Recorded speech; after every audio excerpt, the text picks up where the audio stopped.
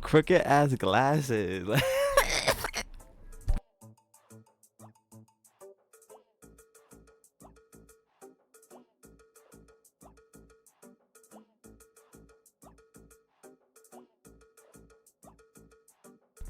I'm sorry, y'all. I'm loving it a little bit too much today. What up? If I'm about to, let me turn on my camera. Hold on. Let me hold on.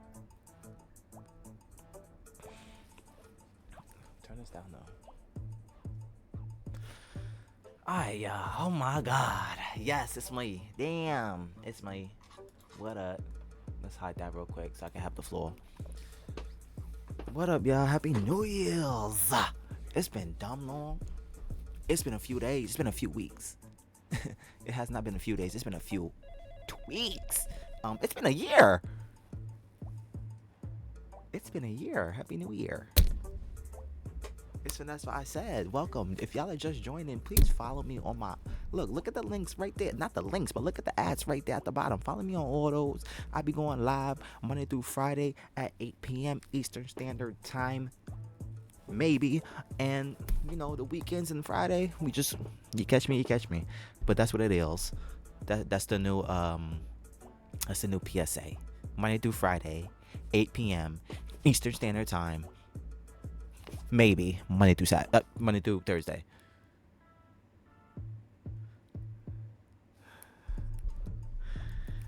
A lot of good ideas I've been getting, a lot of good stuff I've been hearing. I do want to continue to pursue and grow the channel, y'all. I'm trying. I need y'all's help because I'm trying to make this a community, not just a single thing. Like, don't get me wrong. I'm trying to be up there with them, but not just me. Like I'm funny, but not by myself. I can only throw so many jokes off the wall for them to hit me back in the head. Like, I need somebody else to, Hold on, what my guy do? He said...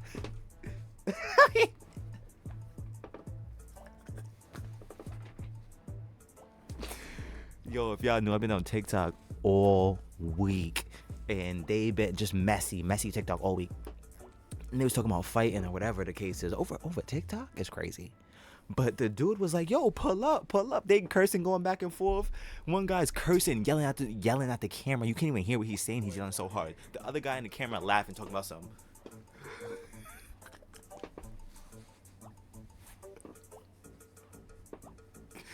Yo, when I tell you the fact that he was so unbothered, the other guy was so pissed, yelling his ass off. Oh my god. Okay, so I know a lot of y'all probably wondering, unlicensed therapists just chatting. I thought this was a gaming channel. What's going on? It is a gaming channel. It's also a variety channel. We doing some recaps today. We clearing it up today. Let me just send this notification out to the Discord so I could get people in the thing.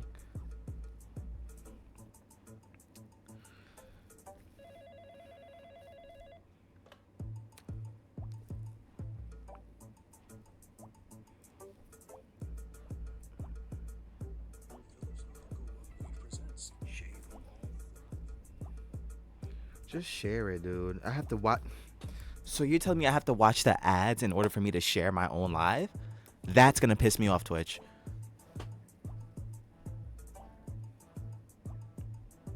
And you...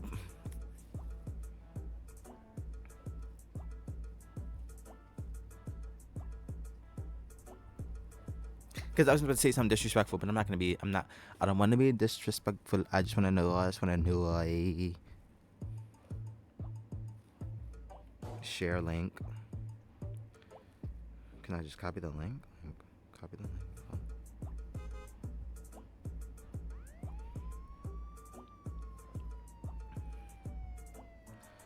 Say we live with it. We live with it. Breaking down the new year schedule and recapping slash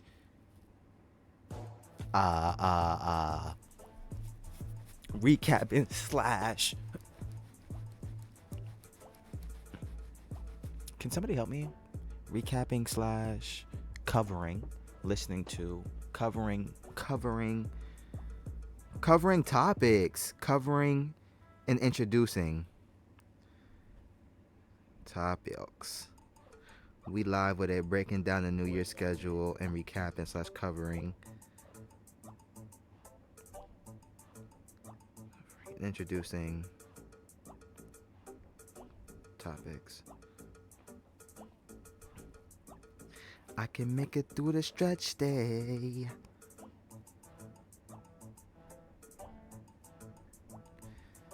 Twilch.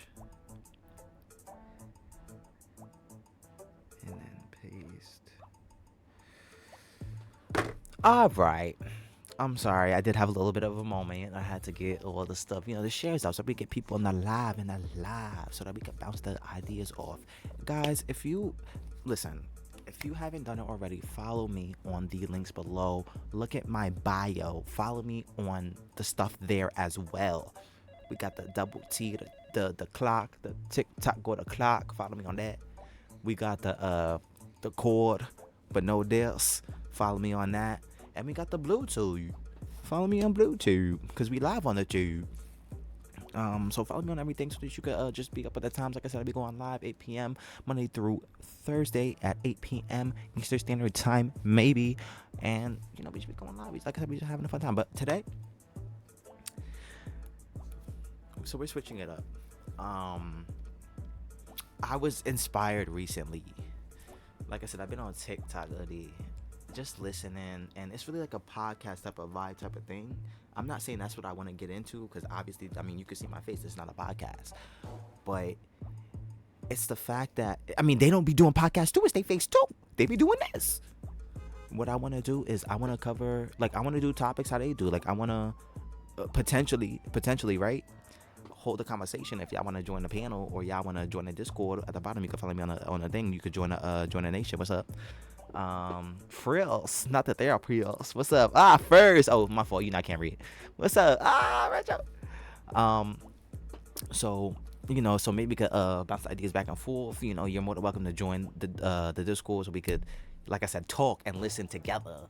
So what I'm gonna be doing is I'm gonna be covering just a story. We're gonna be listening to a story of somebody else's trial and tribulations, and we're just gonna be speaking on it. That's it. I'm gonna give my 2.2 on her shit,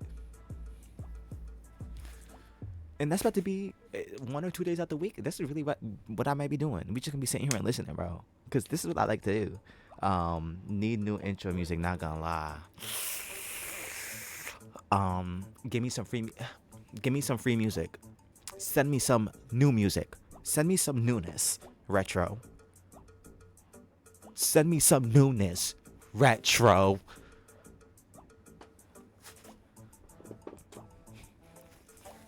Yeah, so we're gonna start the video. We're gonna start listening in, and y'all are more than welcome to drop the comments. Help me reach my live goal. You see at the bottom. Help me reach my sub goal. Help me reach my live goal.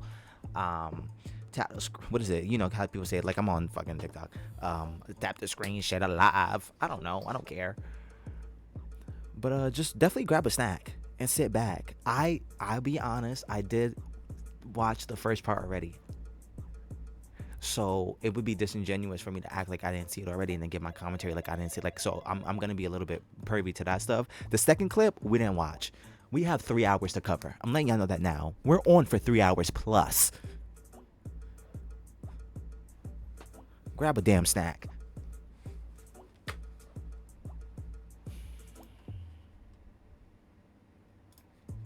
Let's get into this, man.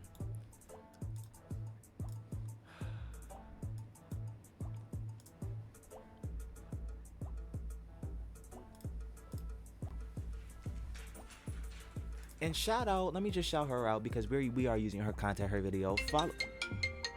Now that's disrespectful because I'm definitely streaming.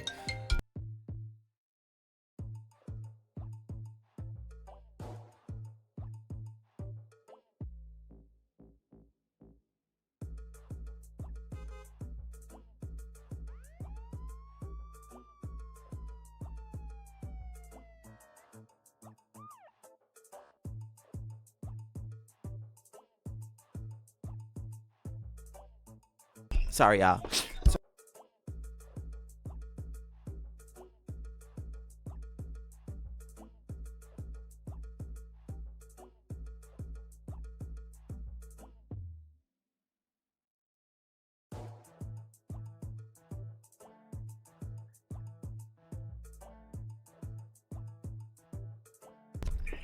That better not be copywritten, because if I play that and I have to go on YouTube and I have to fight those copyright strikes, guess who's fighting it? Not me. Damn.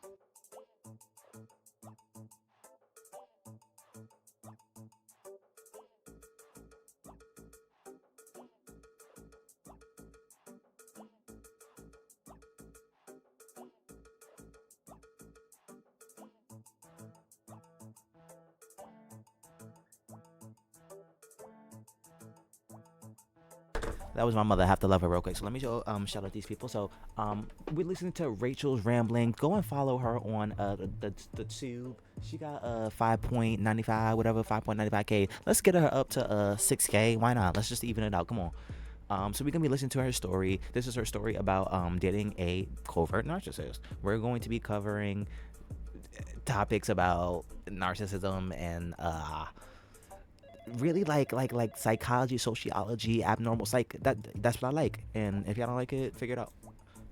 But we're gonna be ripping ass. Pause. No pause. Did we say pause to that? No. Can y'all hear this? Is the music still playing?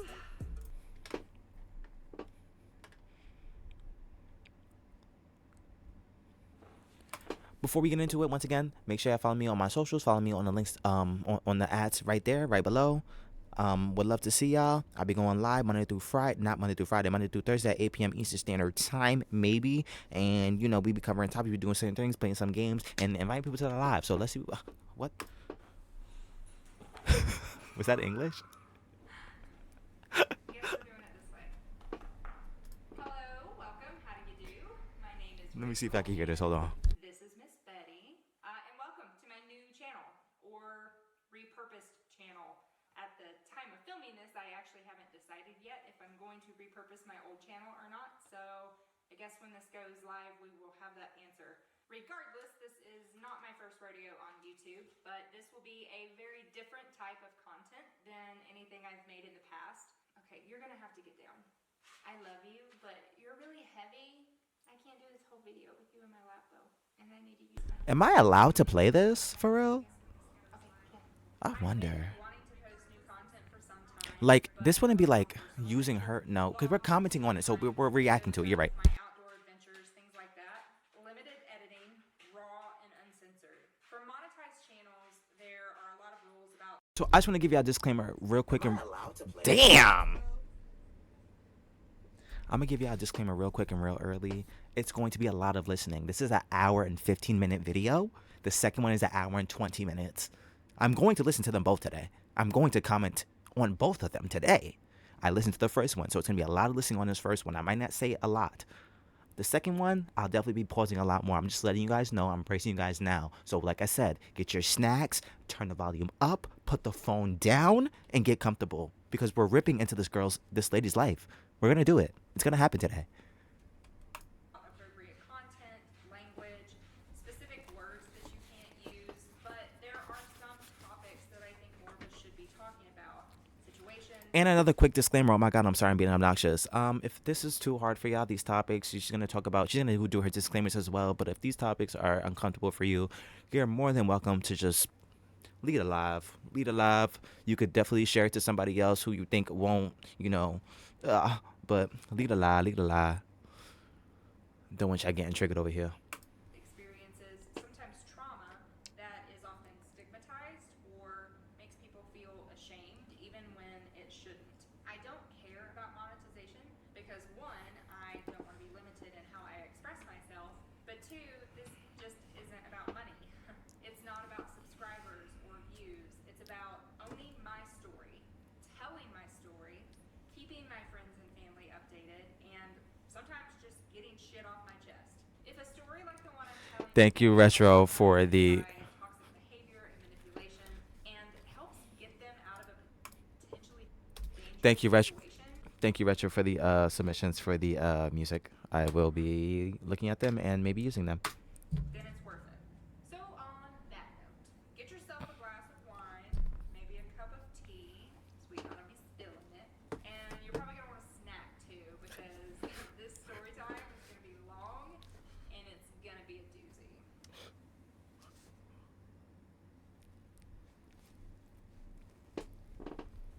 Billy, you have to go outside right this second, and literally just that damn Where my wine at? It's too early for wine. In like an hour, I'm gonna get me a wine glass. It's what is it, 11:18? I might get me one now. I'm not gonna lie, but it's a little bit too early for wine. So tell a story. Okay. Before we actually get into the story, let's take a second and talk about my outfit. Yes, I'm in pajamas. no, It is. It's snowing outside. I just want to be at home in my Rachel, warm- Rachel. Nah. The story. In all seriousness, some of this video will get a little bit heavy. It might be obvious from the title, but in this video, Right, get some tea. We gonna spill it. Yeah, Saint. content such as Yeah, Mama Saint. It's gonna get classy today. He said, "Can you turn Shorty up or nah?" Yeah, I can. Okay, I didn't know it was low. Thank you for saying that. Nobody else wanted to say it. Thank you. Like, damn. Desktop. What was it? So what's playing? Hold on. as narcissistic and emotional abuse. Tell me if it's too loud. Tell me if it's too low. violence, Tell me and if it. brief How, mentions of sexual assault. tell and me child abuse. how it If is. the discussion Tell me how it goes. Like, tell me how it. of any of these topics are harmful for you or are simply too much for where you are in your mental health journey, I would definitely recommend skipping this video. All right, as many of you watching know, I used to have a channel named Creative Adventures where I pretty much just tried all kinds. Yo, kill. Can I say that? Kill Melville. I'm sorry. I can't. I don't think I can really say that stuff. Melvza. I'm just gonna say because it's a one. Melvza, Visa. I'm sorry. I'm stupid. No. You can send me music though. You're more than welcome. Follow me on the socials below. Send them to my right there. Send them to that one. Send them to the cord, and I will gladly play. I'm dead serious. Like, I'm not doing it right now, but if you follow me right here, I will gladly listen to your music. Kinds of new crafts and hobbies. The goal was to inspire others to just get out there and create and learn along with me. But after my divorce, You said this band in Rush? That's crazy. So I don't. So then drop the link right here in the chat because I don't know how else you're gonna talk to me. Like, this is all I have. I don't have any other types of communication. You just have to drop it in the chat and we can listen to music that way. in 2018, I made the conscious decision to really just let the channel die. That is crazy. But I mean, I never stopped creating. In fact, I have even more hobbies now. I just stopped filming it. For one, filming things like making soap or decorating. You might be able to direct because I can't see that message right now for some reason, but you might be able to direct message me for that because I don't know, that message didn't pop up for me just now. You could either do that. I'm also on the tube over here. You could do it on the tube. Yeah, that is crazy, bro. On the tube over here, I think they don't filter as much. So if you want to follow me on this one as here right there, you can drop the link right there and we can like listen to it as well. You see me on the tube right now, so let me know. Decorating cakes. It's honestly just a pain in the ass between the camera setup and trying to time things I work a very busy full-time job, and the reality was trying to film my creative adventures was actually taking a ton of time away from being able to be creative. Two, I went through a period of depression. I recognize fairly leaders. Okay, wait. We don't even know what's going on because I've been pausing and talking to y'all. Let's get it together and let's get the bases. Let's see what's going on so we could jump into this, please. And thank you, Visa. I seen it. My fault. My follow stuff don't pop up no more. This shit pissed me off. I'm supposed to get the music. We supposed to be jumping and shit. I ain't getting nothing. Thank you for the follow though. Welcome to the nation. Now, I just stopped filming it. For one, filming things like making soap or decorating cakes, it's honestly just a pain in the ass. Between the camera setup and trying to time things perfectly, the hours of editing, it was exhausting. I work a very busy full-time job, and the reality was trying to film my creative adventures was actually taking a ton of time away from being able to be creative. Two, I went through a period of depression. I recognized fairly quickly what was happening, and in early 2019, I got myself back into therapy. Don't worry about it, Now, Visa. I 100% recognize how privileged I am to have access to and the means for mental health care. Damn. But I was also doubly privileged because I found an We got two different things going on right now. We got this hard story, and then we got yours too, Visa. Goddamn. amazing therapist right out the gate. We just clicked. We did a type of But y'all got TikTok. psychotherapy called EMDR, or eye move. This is so hard to say. Eye movement desensitization and reprocessing. I don't know why I have such a hard time with that word, but I do. EMDR is most often used to help people heal from past trauma that has resulted in PTSD, anxiety, and other symptoms like that. And let me tell you, I don't know what I expected, but it certainly was not what I got. I have been through years of therapy, okay? Okay. But I had never really had a breakthrough. But I did with EMDR. I went to this therapist to deal with situational depression that resulted from the failure of my marriage. What we ended up treating was childhood trauma. There have been very few times that I've cried in therapy, and even when I did, it was, just some sniffles, nothing big. I was able to hold it together. But in the middle of my first EMDR session, it was like I was on another planet. I was just sitting on this woman's couch, sobbing my eyes out, and there was no controlling it. I could not stop it once it started. But immediately after, I felt light. And I know that sounds cliche, but hear me out. It was like I had been carrying around a heavy bag of rocks my whole life. And I finally realized that Sorry, y'all. those rocks were useless. I didn't need to carry that Tryna bag see. around with me.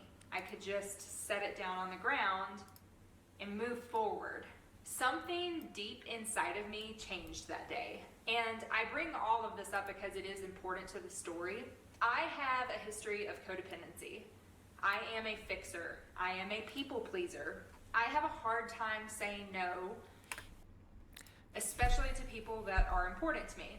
This was actually something that I brought up with my former therapist, but she never really gave me the tools to do anything about it. Okay, so let's stop right there, guys. That's it. That is a key point. She pointed it out, whether it's before or after the fact that she's about to go through whatever she's about to explain. She knows she's a people pleaser. She knows that her personality type attracts this personality type. She's how's it go, Mama saying vulnerable? No, she's susceptible to this type of treatment. Just listen to what she said, because this is smart. This was very what is it, retrospective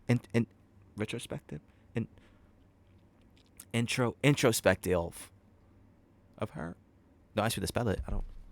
After EMDR, though, I learned to say no. Shout out to all of my friends out there who have asked me for something in the last couple of years and have been shocked when I've been honest and said I did not have the time. In the past, I would have just done it, even if that meant sacrificing something that I truly needed to do for myself. But most importantly, I learned to truly value myself for the first time in my entire life. For those of you that know me in real life or remember my Creative Adventures videos, We don't. you've probably noticed that I've lost a lot of weight. Now, granted, it's hard to tell when I'm wearing pajamas that are 3 times too big for me, but these are pajamas that I used to wear before I lost all of the weight. They're still comfortable, but I know it's hard to tell that I've lost any weight. But I've actually lost about 60 pounds.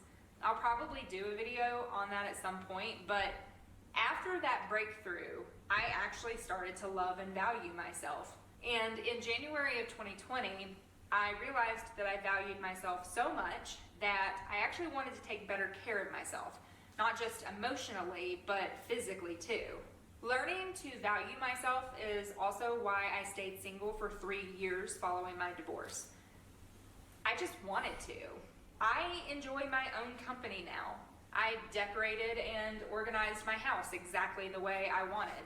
I built the perfect routine for me and my dogs. I watch whatever the hell I want on TV, even if that means watching Buffy seasons 1 through 7 in order for the 14,000th time. I buy whatever I want. I eat whatever and whenever I want. I don't owe anyone anything, and my decisions are mine and mine alone. Now, that doesn't mean that I didn't miss companionship. I did, but at the same time, I could not fathom sharing my personal space with someone else. The idea of someone bringing in different artwork or furniture, or me having to make space in my closet for someone else's clothes, or having to watch their stupid shows on TV. Nope, not interested. Over that 3 years, I learned that I love living alone. What was that? How is this now random? What are you talking about? Who's this random John? She's telling her story. If you guys didn't see it already, we are doing topics, and I said I was covering. I like to do psychology. I like abnormal psychology. That's just my thing. We're going over today. It's just a topic, just narcissistic behavior and whatever. She's sharing her story. I'm giving my 2.2 on it. That's what it is. This is an hour and 15-minute video, and there's 2 parts to it. So like I said, like she said, grab a snack and buckle in, because I'm covering nails. I also have a ghost, but that's a whole nother story. I'll probably do a video on that one day too. So, how in the hell did I end up in a whirlwind relationship that culminated in someone moving in with me after just a few months? And don't worry, I will get to why that is in air quotes.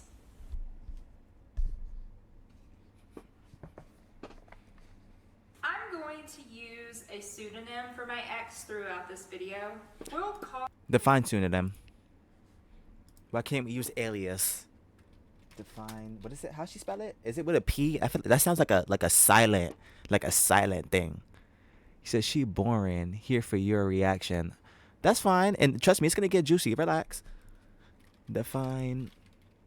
Pseudonym. Pseudonym. Help. Pseudonym system. Suda, right? Like Luda. Pseudonym. 2 words. Pseudonym. A pseudonym means something, and what the help. Pursuit. Oh, look at that spelling. Pursuit. You see how I knew that it was started with like a P or something weird. Okay, hold on. Let's go back. Pseudonym. Pseudonym. Define pseudonym. Right there. A fictitious name. What?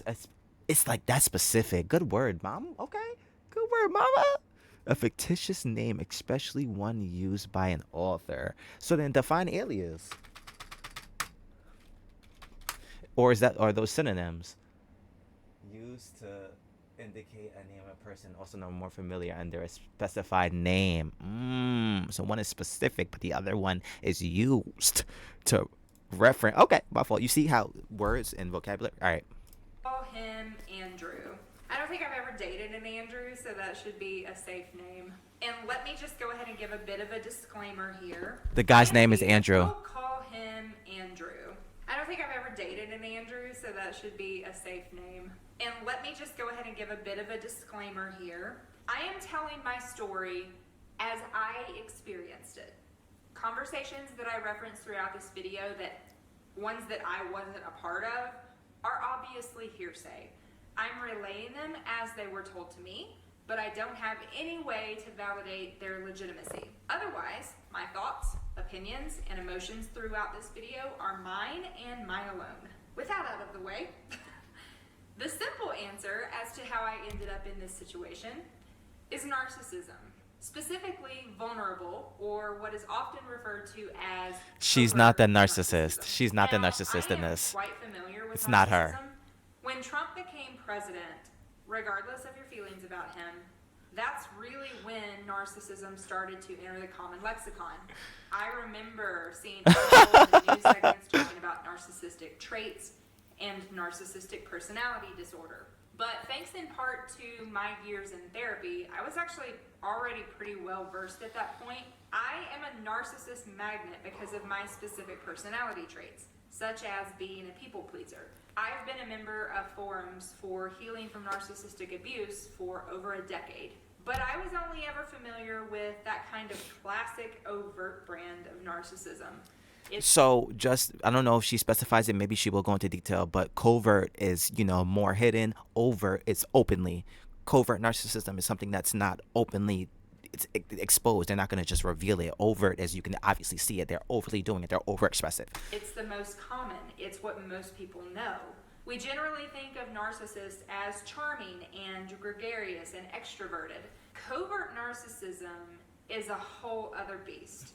And it actually wasn't until mine and Andrew's relationship ended that I truly understood what had happened. And to be clear, I am not diagnosing Andrew as having NPD. There are very clear NPD, meaning narcissistic personality disorder, y'all. guidelines for diagnosing any mental health condition or personality disorder. But Nor am I, unlicensed therapist, as you could see. I don't have the licensure to. there is a difference between a diagnosis of narcissistic personality disorder and identifying that someone is a narcissist or has narcissistic personality traits. Thank you, In lady. this video, I'll actually talk about how I pieced all this together. but Damn, Rachel. Let's just start at the beginning of the story. Damn, Rachel. She doing it big. She doing her big one. Go ahead. Keep talking. It's gonna be a long night.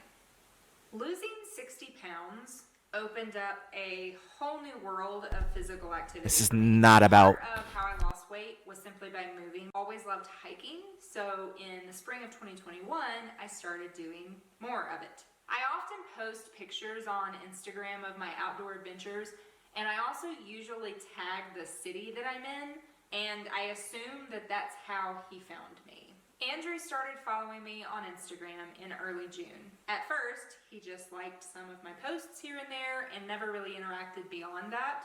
But then one Saturday afternoon in late June, I posted a selfie of me out on a trail behind my house. And shortly after, What's he up, slid Ceci? into my DMs. On Now, the tube. To be fair, it wasn't anything creepy. In fact, it was probably the most non-creepy message I've ever gotten.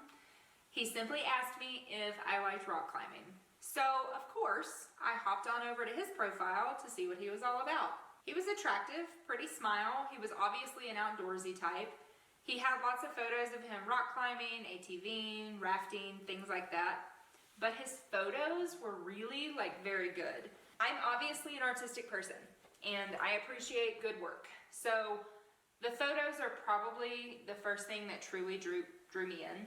Anyway, I didn't respond, at least not immediately. Ever since moving to Colorado, I spend every Saturday evening over at my brother and sister-in-law's house, Rob and Evelyn. They are two of my best friends. We're very, very close. So that night, I was showing them his profile and talking about the message and telling them how torn I was on responding. On one hand, dude's a complete stranger, right? But on the other, he seemed really interesting and active, and hey, at least he's not some rando sending me vulgar messages and dick pics, right? The bar is real low, guys. Real low. But also, everyone is a stranger and Let's clock that too. The bar is disgustingly low. You thought you was about to get slick messages and click pics? That's what you went on Instagram for? until you meet them. Ultimately, I decided that responding to it wasn't really all that different from responding to a stranger on a dating app, right? It's the same. It's not a dating app. It's Instagram. I'm gonna break my keyboard in a second. Damn thing. So I decided to go for it the next day. And it was nice, I suppose. Listen, I am not a person that enjoys chatting online or via text or even on the phone. I am a face-to-face kind of girl. I turned off messenger notifications years ago. There's only a handful of people that I will even respond to text messages from. I don't like it. I don't enjoy it, so I'm just not gonna do it, okay? Okay. It is what it is. Given that, spending my afternoon exchanging messages with this dude on Instagram was way outside of Yes, my I comfort can. zone. I But will. It was nice.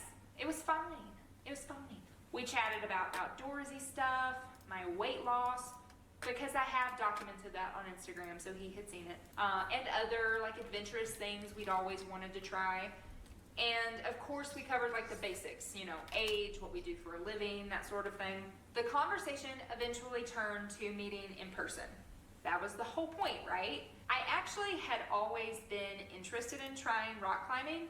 It was one of those things where I just kind of admired people from afar. I'd see climbers while I was out on my hikes, and I would just think, oh, Can't really see it there's though. like no way I'd ever be able to do that. It looks terrifying. So the idea of doing exactly that was really, really exciting. He was a member of a climbing gym downtown, and asked me if I'd be interested in meeting him there so that he could quite literally show me the ropes. It sounded fun. Besides, public place, non-romantic, great. And bonus, there's like a little restaurant, cafe thing right inside next to the gym so that if things went well, we could get dinner. Count me in. The first of many red flags that I didn't notice at the time would appear in that very first conversation. And just to make this painfully obvious, I'm going to wave this actual red flag every time one happens. Yo, clock. I feel like this should be a drinking game. It will I'm be. gonna go get a glass of wine. Y'all should too. If y'all want to, this would be the time to do it, like she said. And every time she raised that flag, yeah, I'm gonna get my drink too. I will be drinking with her. Because she's gonna be doing it quite a lot, and there is a lot of things that are red flags that I feel that not only did she not raise her flag when she should have, but when she did, people were waving flags for you. Let me go get my wine. Let me get a glass. I'm gonna let y'all listen though. Y'all should wait. No, are we gonna do it together or are we? Is it too early for wine? It's not even 12 yet. You're right. I'm gonna let this play. I'm getting a wine glass though. He said not about to have me drunk before noon. Exactly. I will. Not. BRB. Nah, I am gonna have some wine. I am gonna have some wine now. I'm not gonna lie. I'm gonna have some wine. She getting wine. Look, she getting wine. Watch it. I'm getting wine.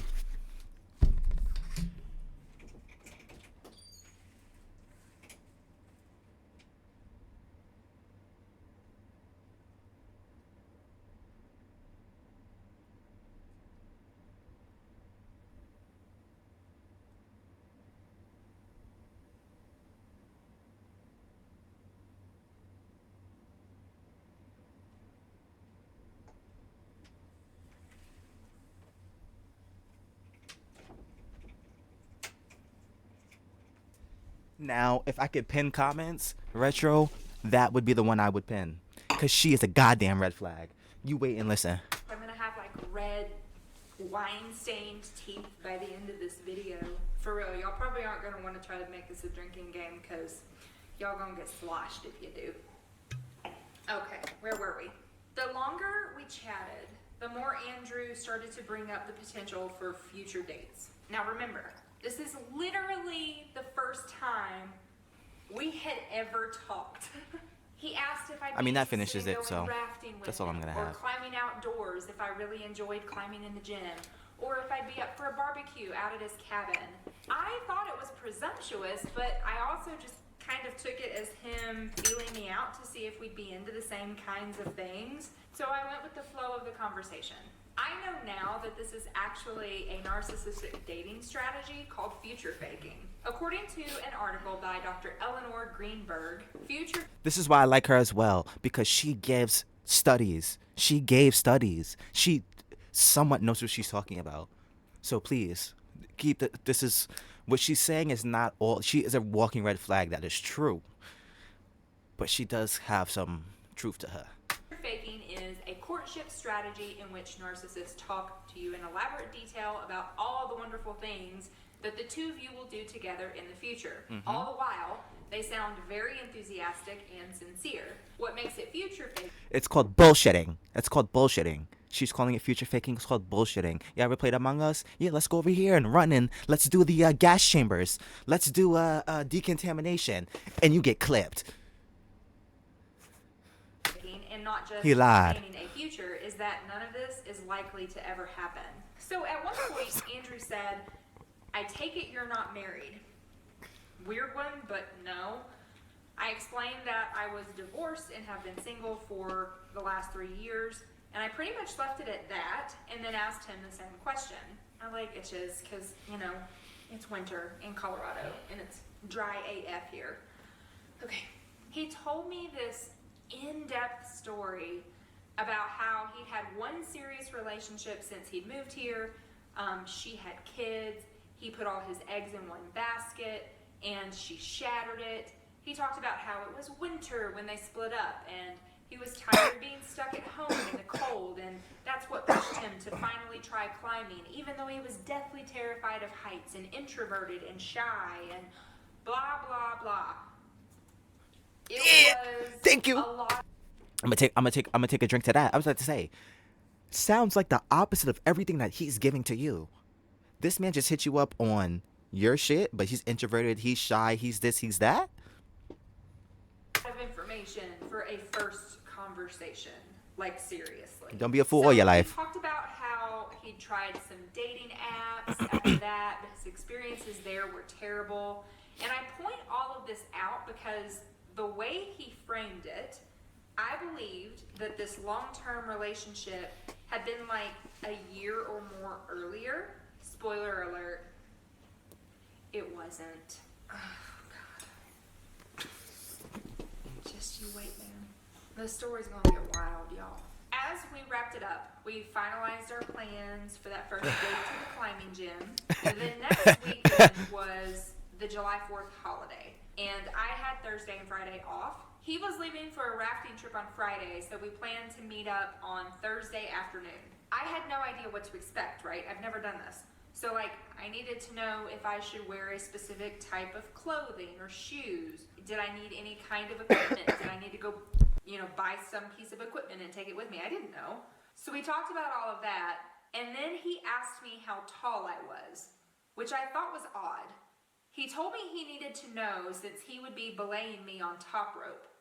He needed to make sure we were compatible sizes or something. Knowing what I know now about climbing, that was a crock of shit. Now, I just want to jump here. So, first disclaimer that I want to throw out for myself and nobody heard it before. I did see this first video before. Not the second part, but the first part I did. Now, I think she's bullshitting. She's the crock of shit on this one. Exactly what he said was kind of facts. You're telling me if you weigh 600 pounds, why would I be the anchor for your big ass? That don't make any sense. Yes, you have to see who's compatible. What are you talking about, lady?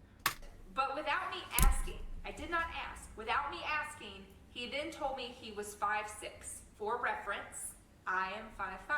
So, okay, shorter than any guy I've dated before, but, whatever. Remember this, because it will come up again later. Over the next couple of days, we chatted a few more times, we exchanged... Now, that's true. I'm sorry. I had to sit up. I'm sorry. Let me read it for everybody. That's rude. So Retro says, how's her approach even organic? She set herself up for failure. 1, she's damn near a robot herself. Look at the way she talks and describes things. 2, why is she hugging that app so hard? People are real. Just go outside. 3, how the heck are you psychoanalyzing this man so hard on the first encounter? Now, you're very correct in everything that you said, but this is her recollection of everything. So don't get me wrong. She is... this is what she's thinking on top of everything else that she had to think. She's giving her initial thought and then throwing everything else behind it. Just don't plunge in too hard for it immediately. We're only, 10 minutes in? Don't go too hard on her yet because she's going to explain and you're going to see how the story kind of, unfolds. But then, like I said, I'm not even finished with it myself, but a lot of the things that I'm tearing her up for now, she kind of cleared up later. So you'll see. Phone numbers, all that good stuff. I don't remember a lot of in-depth conversations or anything, but he asked if I'd be interested in meeting before the rock climbing date so that, we could kind of get to know each other in a less hands-on kind of way. That's stupid. He suggested bowling, which surprised me because I love bowling. Once it's just I can't even say it on this one. It's just I think there's another time where she says like he says something and it's something that she loves to do. You're posting your life on social media. You don't think he knows what you love to do? I'm terrible at it, but I love it. So we decided to meet up the afternoon before And you're not even good? Damn. Wednesday at an alley near my house. And then we would just play it by ear from there. Cool, cool. So the night before our date, he texted me. He asked if he could call me to talk on the phone. Okay, I guess. I've already told you all my feelings about talking on the phone. Chatting via messenger and text is already outside my comfort zone. But, you know, this was my first date in a decade. And hey, listen, you know what? Okay. You kind of have to keep this in mind throughout this whole story, because it explains a lot about why I let so many things slide. I was with my ex-husband for a total of 7 years, and then I was single for 3 years. It had literally been a decade since I'd been on a first date, or dated, period. Out of practice, understatement. So I agreed to the phone call. What I wasn't prepared for was for him to switch to FaceTime on me in the middle of the call with no warning. Who does that? Who does that? It was a Tuesday evening and I was plopped on my couch, post-workout, no makeup, dirty hair. Dude, that was not how I wanted to meet for the first time face to face. Like, seriously. Who does that? I was super annoyed, but I think I played it off pretty well, I guess.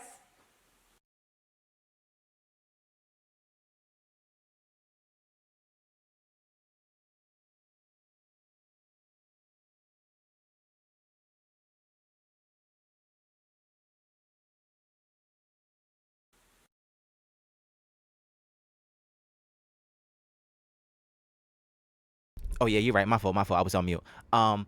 I said, what did I say? Shit.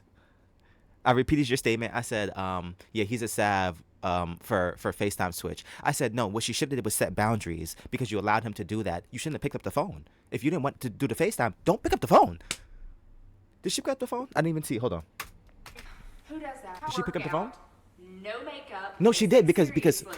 in the context that she says it, she picked up the phone because why would you say? Who does that? I was super annoyed, but I think I played it off pretty well, I guess. She picked it up. Oh, She picked it up. She's stupid. so come Set your boundaries and stand firm on them.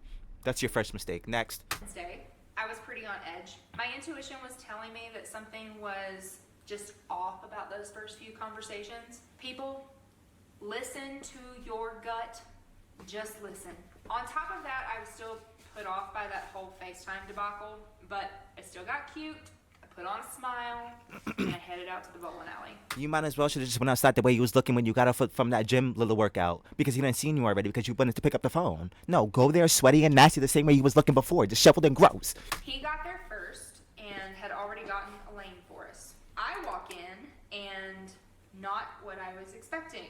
His face looked just like his pictures, but I already knew that since I had talked to him on FaceTime. Duh. But he definitely lied about his height. He was a small dude, and I don't just mean short. He was gaunt. Even in Gaunt is a crazy word to use. Just want to throw that out there because I don't even know what that means. Obviously it means something small, short, something. Now, I was thinking about this. I don't know. I didn't hear the whole story, so I can't jump to this assumption yet. But y'all know there has to be some type of short. There has to be there's a short complex, and y'all know it. Y'all know short people have a complex. Y'all know they're like very short tempered. They like to be the center of attention. They have low self esteem because it's always about the height. Everybody always got to know about their height, so they have to make up for it in other areas. regular tennis shoes, though, I was taller than him, and I just don't know if that really is his thing. But the fact that he lied about it already does, red flag. She right. had at least 25, maybe 30 pounds on him. And remember, Okay. I lost. So she lost weight and she's taller and weighs more than this man. Let's clock that. She said maybe he asked her how tall she was because he wanted to make sure that he was at least taller. And I don't just mean short. He was gaunt. Even in regular tennis shoes though, I was taller than him and I had at least 25, maybe 30 pounds on him. And remember, I've lost 60 pounds. Damn. I'm currently within Big back, my big back, ideal weight big range back, for my big age and back. height. I was immediately turned off. But this made me waffle between feelings of guilt for being petty and annoyed that he misled me. I think I did a good job of masking my surprise, but seriously, who lies about their height? Like, do you think I'm not gonna notice? But I thought, who knows? Maybe he's just insecure. That's about what I it. said. That's what I Maybe said. The evening will go so great, and I'll be able to. He said, "Going." It's a crazy description. I have to look that up now. The fact that you reiterated it, I want to know what that means because that is crazy. That's disrespectful.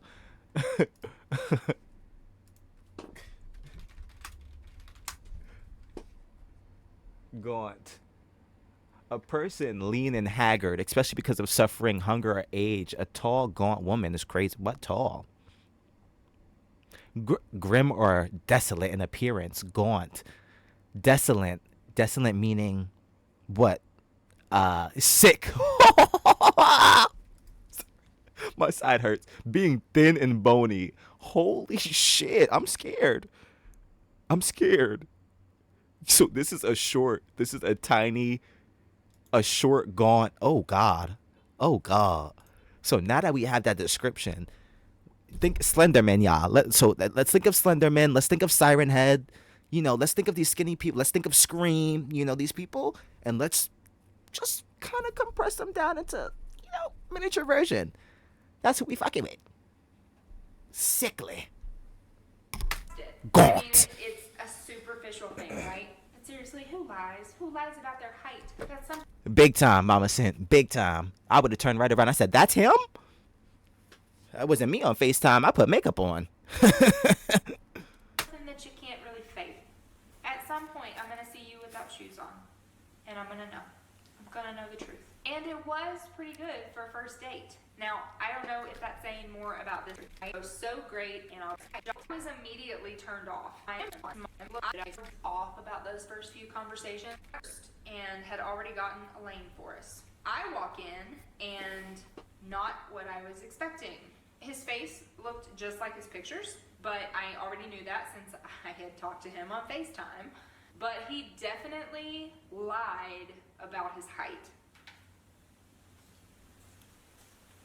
He was a small dude, and I don't just mean short. He was gaunt. Even in regular tennis shoes though, I was taller than him, and I had at least 25, maybe 30 pounds on him. And remember, I've lost 60 pounds. I'm currently within my ideal weight range for my age and height. I was immediately turned off. But this made me waffle between feelings of guilt for being petty and annoyed that he misled me. Now, let's talk about what you just said. So it's not being shallow if you have a preference for what your partner should look like. And what'd she say? I think feelings of guilt for being petty and annoyed that he misled me. So the question that would immediately be posed is, why would you feel guilt if you were expecting expectation versus, well, she also didn't clear it up, but so not the question. I have to back up because there's a story. He went out his way to say it first. If she didn't like the height and she did state, like you said, Mama Sent, that she has a preference, why would you even indulge? Red flag on you, ma'am. Why are you guilty if he lied? That's a fact too. He said, like, why are you trying to salvage the situation if she was turned off? It's not being shallow.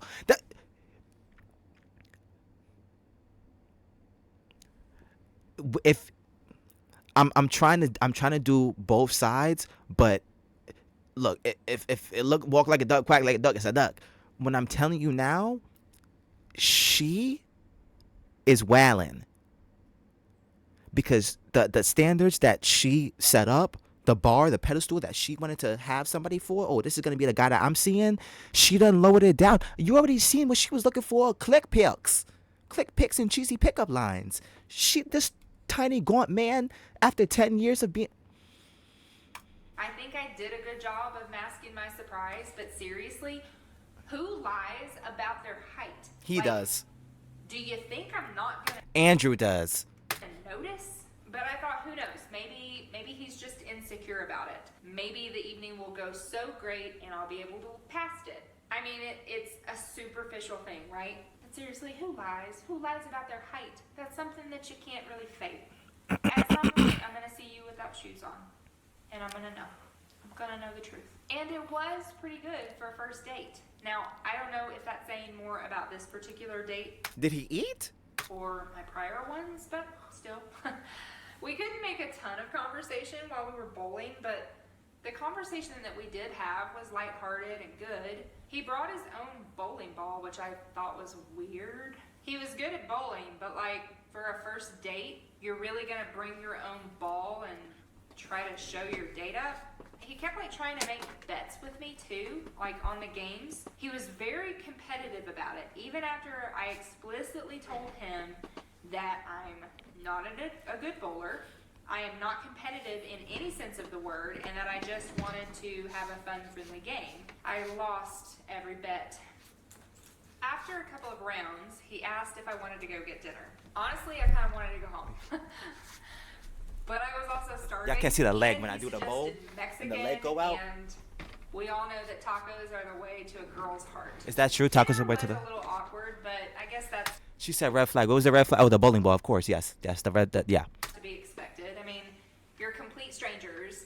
You're sitting there face to face with no distractions. It's awkward. I had told myself early on that I would try to get some of the big stuff out of the way. You know, like weed. The big stuff. The big stuff. Bigger than the person that you're with. That stuff you're referring to. The big stuff. Them out if there were some like obvious incompatibilities. I have some hardline boundaries and ideals that I wanted to bring up early so that there was no misunderstanding of what I wouldn't tolerate. You're a liar. You're a liar. You're a liar. All the boundaries that you said have been trampled over already. Trampled. Trampled. Trampled. The FaceTime? The height lie? No click pics? For instance, if this dude wanted to have kids in the future, that's a hard no from me. I am firmly and happily child-free. I'm a liberal. Period. And if you're conservative, especially regarding social issues, we're going to have some fundamentally different ideals and morals. I'm atheist. I'm not going to go to church with you on Sunday, and that's not something I'm going to compromise on. I'm also bi. I've had relationships with women, and if you have a problem with the LGBT plus community, we're going to... Okay, she's dropping bombs. I forgot all about this. She's dropping freaking bombs. Wait. Okay. She's atheist, she's liberal, she's bi. Oh, this on the first date? We're going to have a bad time. This is For the love of crazy. God, don't be a fucking racist. Oh. He seemed to genuinely be on the same page as me for most of it, but there are... I guess these are just hard no's that she wanted to cross. Yeah, all on the first date. Yep. So this is now, from what I'm getting, if this is after bowling, this should be when they're doing the rock climbing, I believe. Are a couple of things And they're just having a conversation maybe beforehand, or maybe whatever. They're just having yeah, this is on the first date, yes. that I want to point out. When it came to political stance, he told me that he was essentially apolitical. He made it sound like he didn't vote, and he unfollowed people on Facebook whose entire feed was political banter. He said that he didn't like Trump or Biden, and thought it was all divisive and pointless, and he didn't even like talking about politics. I can understand that, but that could prove a sticking point if he ever met my family, because let's be real, we like to talk about politics a lot. I Note that. have volunteered for political campaigns in the past, not Yo, when there's a lot of things that she doesn't even realize that would have just added up already. Just note what she just said just now. She political talk with her family. That's it. knocking on doors, registering people to vote. I'm a member of a local progressive group. She's not and sure her we gather resume. Occasionally. safely, of course, during this pandemic, to I'm socialize dead. and talk about local political issues. We advertise locally for political candidates and issues that we support. So yeah, Oh, it could hold get on, let me put sticky. that up. I also learned during dinner that he has a preteen daughter. That part is not all that surprising for someone our age. I am under no illusion that being in my 40s, anyone I date is just as likely to have kids as not. But it was a comment he made about her that really made it's me right there. prickle. He told me that she came out as gay a year or two back. He said, I don't understand how an 11-year-old can know she's gay, but whatever. He said it so dismissively. Drink up, bitches. Oh. I clapped back immediately. I remember writing in my diary as a very young teenager about how I liked a girl in my school and how badly I wanted to dance with her at a party. But Andrew just kind of shrugged it off. Anyway, after our dinner, we went on a short sunset hike. It had just rained and the clouds were now gone, and we were even graced with a rainbow. It was really a beautiful evening, and I guess he saw it as a good opportunity to make his move. We stopped over the summit to look out over the city, and he kissed me. I didn't like it. Oh! Did you hear? Hold on. First, let me fix that. Did you hear what she just said? Why did she do this? Why did she date this dude? But I don't know. Why did she just say that she had the first kiss and she flat out didn't like it? She is a bot. Let me fix this. Let me just do this real quick. This is disgusting. This is just disgusting. I can't have the second video up for some reason. I'm gonna have to delete that.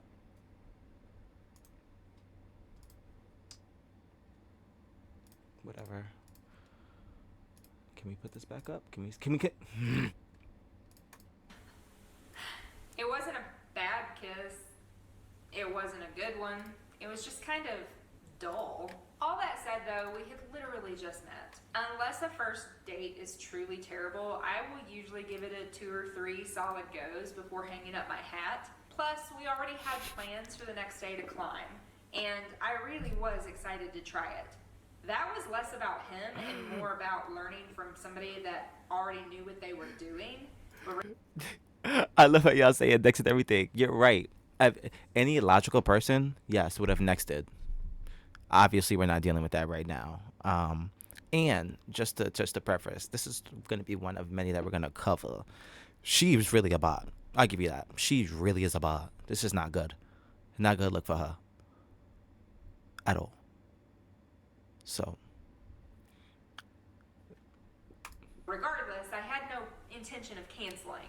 And honestly, climbing was exhilarating. I legit had an absolute blast. Yep, thinking about day 2 and day 3. Date 2 and date 3. I instantly knew that I would want to do more of it. The gym downtown was He lied about his packed that day, appearance. and Andrew knew like most of the people there. It was obvious he was a staple at that place. So imagine my surprise when in between our last climbs. Okay. This is what we have to understand as well, because there's 2 parts to this story that she's telling. She is describing. Come on, what box? She is, and she does go through that little check thing that you just said. She's describing the relationship that she had with this guy and how his narcissistic personalities and traits and ways infringed on her. But she's also describing her faults as well, and the fact that she is a codependent type. It has been a decade since she's been on her first date, and I don't know. She's a people pleaser.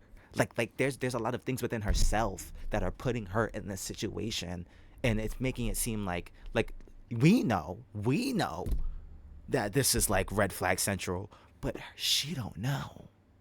She loves it down.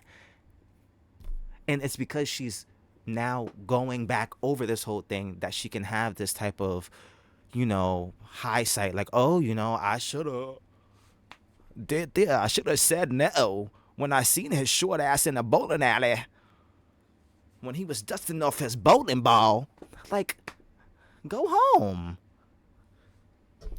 He asks me to kiss him right in the middle of the gym floor. Now, I am What's not up, Dak Shilp? gay in general, but seriously, dude, I just met you the day before. Can I see the title of a video? Yes, you can. Please drop it. I instantly felt like it was a production. I'm gonna get drunk before this is over. I felt like he wanted me to kiss him so that other people would see me kiss him. Gross. So why did I do it?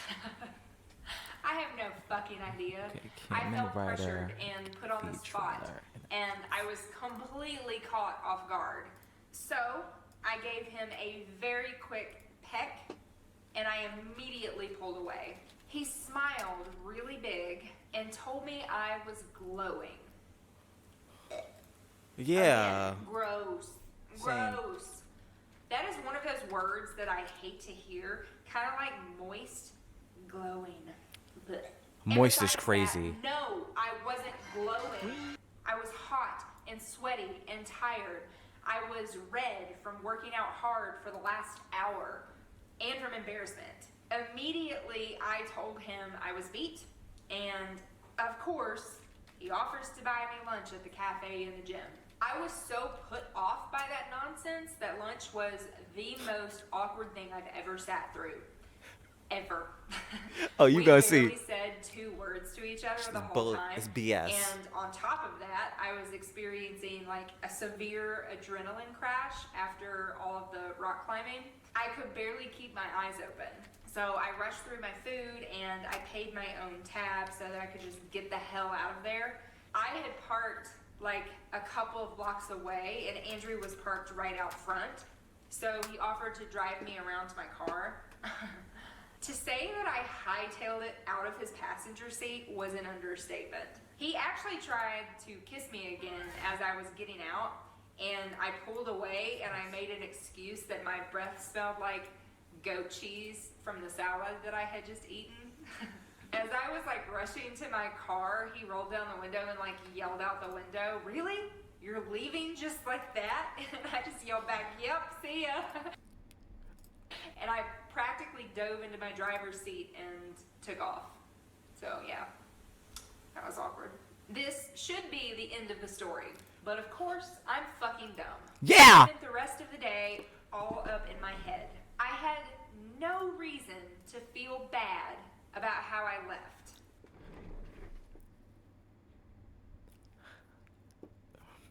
That should be that statement should be the end of the stream.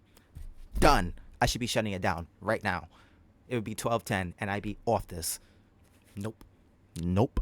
A whole second part. Because she's dumb and she acknowledged it. But I did. Let's hear it one more time. This should be the... I'm sorry. Your video. I did see your video. I'm not going to play it now. I have it up in the background. I did watch it. Maybe after we do this. Like after, like maybe in between. But I'm not going to just shut off this video to play your video. I'm sorry. It doesn't work like that. The end of the story. But of course, I'm fucking dumb.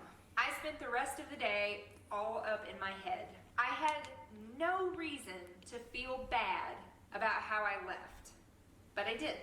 I felt like I had been rude. And I don't like feeling that way. I hadn't been rude. He actually had been rude. He had been out of line. But I was the one feeling like I'd done something wrong. So she's about to watch. She's about to sit there and be like, "Oh, because this is how narcissists are," and da da da da da da da da da da. No, we're not even on him yet. What happened so far is she engaged with this man, and all the boundaries that she quote unquote set and or was looking for have been trampled over. She put up high fences, and this gaunt short dude, I don't know, pole vaulted over them. Or bowled through. I don't know. Everything that she said, everything that she's saying now is BS. And to be clear, he had... I know I've been 3 years since dating, but it's given desperate and no standards. Like I said, once again, you seen what she was looking for. Mind you, it wasn't a dating app. It was Instagram. She was expecting click pics and cheesy pickup lines, and she got this short, gaunt dude, and she's talking about giving. It doesn't matter what happens on a first date. At least three, three for me. She's gonna see three through. She don't care that the fact that she just said, "Oh, the first kiss I didn't like, and I rushed out to."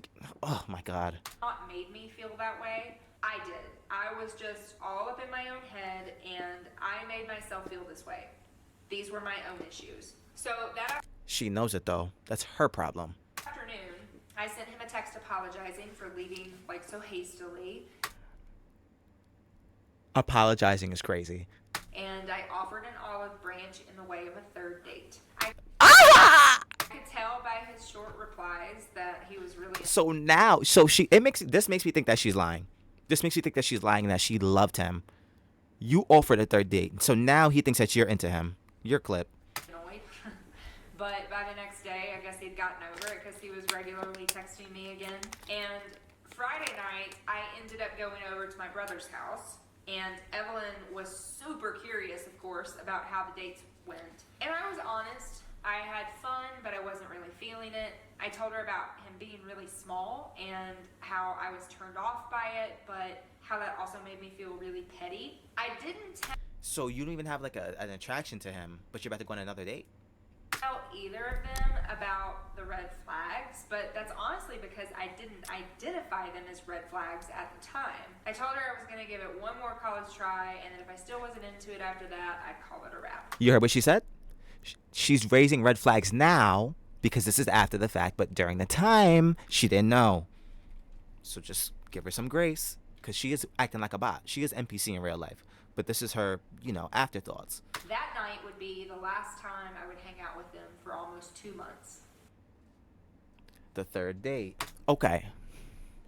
Guys, if y'all haven't already, please follow me on the links not the links, at the ads you see below. I be going live Monday through Thursday at 8 p.m. Eastern Standard Time, maybe. Today we are covering topics. We're talking about narcissistic behavior styles. We have 2 videos to watch. We're halfway. I lied. About a quarter. I lied. About a third through this. Third date. We're a third through this video. We're tearing her to shreds. I might just back up and stop talking a little bit so that we could get through this, so that we could really watch the second one and I could really get my true input, because I'm only just saying things that I know are kind of gonna happen. So let me let the third date in some play so I can start giving my input, and then. But y'all are more than welcome to converse in the chat, So and that weekend, and when she does the red flag, throw up the red flags in the chat. When she do the red flag, throw up the emojis. I will be drinking with her when she take the wine for the red flag. So we here with it. both mine and Andrew's original plans got shot. I was supposed to be hanging out with my brother, and he was supposed to be going rafting on the Arkansas River. But recent rain had blown out the river, so it wasn't safe for him to go rafting. And Rob ended up having contractors at his house, so I wasn't able to go over there. So of course, the obvious answer is go on that third date. So dumb. So dumb. 3 dates in 4 days. That's way too much. Regardless, that's what we did. I think my reasons for this were twofold. On one hand, even though I wasn't feeling much of a spark between us, I was still kind of relishing human contact after 3 years single and over a year in pandemic isolation. Mama sent. She clocked that. On the other hand, I was also not expecting anything to come of it. I told myself I'd give it 3 dates, and if I still wasn't into it, I would, move on. So I think I was just trying to get that final date out of the way and in the rearview mirror. We made plans to go on a hike at one of my favorite spots near my house. He lived about an hour away, so I suggested he just come to my place and I'd drive us to the trailhead. So we set out on our 5-miler, and holy shit, the floodgates opened. Now, Andrew was fairly quiet and reserved on our first 2 dates, but he was Facts, Retro. butt on this one. He talked so damn much, I could barely get a word in edgewise. He opened up about some deeply personal stuff, including his chaotic childhood and what must have been literally every single serious relationship he has ever been in. Before she raises that red flag, if she does, she better, because she's stupid if she doesn't. Oversharing is not something you do on a first date, not trauma dumping like that. There's a difference. Now, I would say it's the kettle calling the pot, whatever, black, because she also was going dumb hard on the quote unquote first date, but then now you're coming hard on him. What if these are his big hurdles? You see, you have to just give it that duality, because you can't just do it from one side or the other. But he is wilding for what's it you're about to hear. He's wilding. This dude never stopped talking, and he didn't stop for the rest of our relationship. This was also the first time that I noticed that he would repeat himself over and over and over. Not a parrot. As in, he would tell me the exact same stories, start to finish, several times just in that 2.5-hour hike. And in every story, he was a victim in...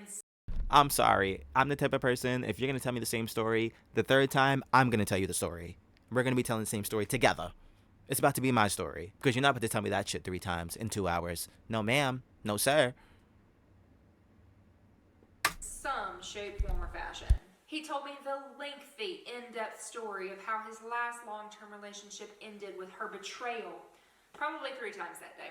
He told me about a girl he met on a dating app that he went on a single date with, and she showed up to said date with a hickey on her neck. Yeah, he told me that story at least 6 or 7 times on our hike.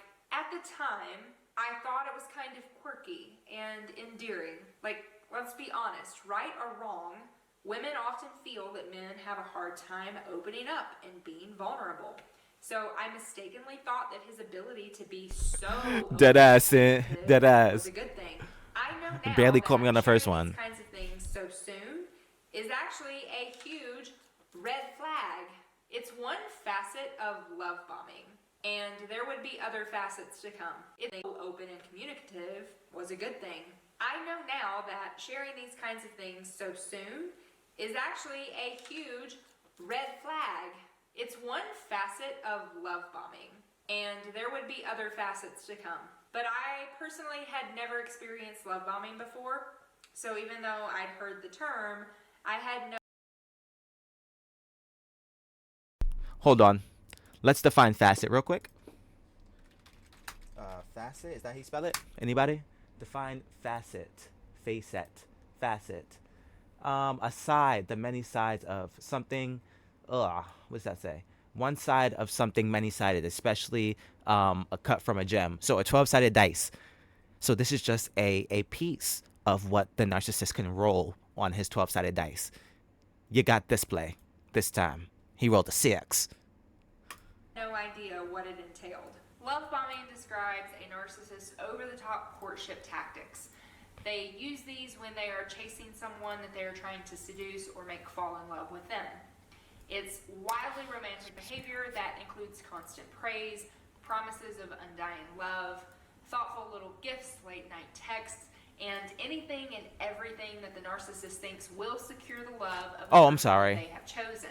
This intense positive attention. I just seen that message. I'm sorry. What's love bombing? What's love bombing? What's love bombing? Well, I could tell you that one. I mean, we could look that up. But love bombing is define love bombing.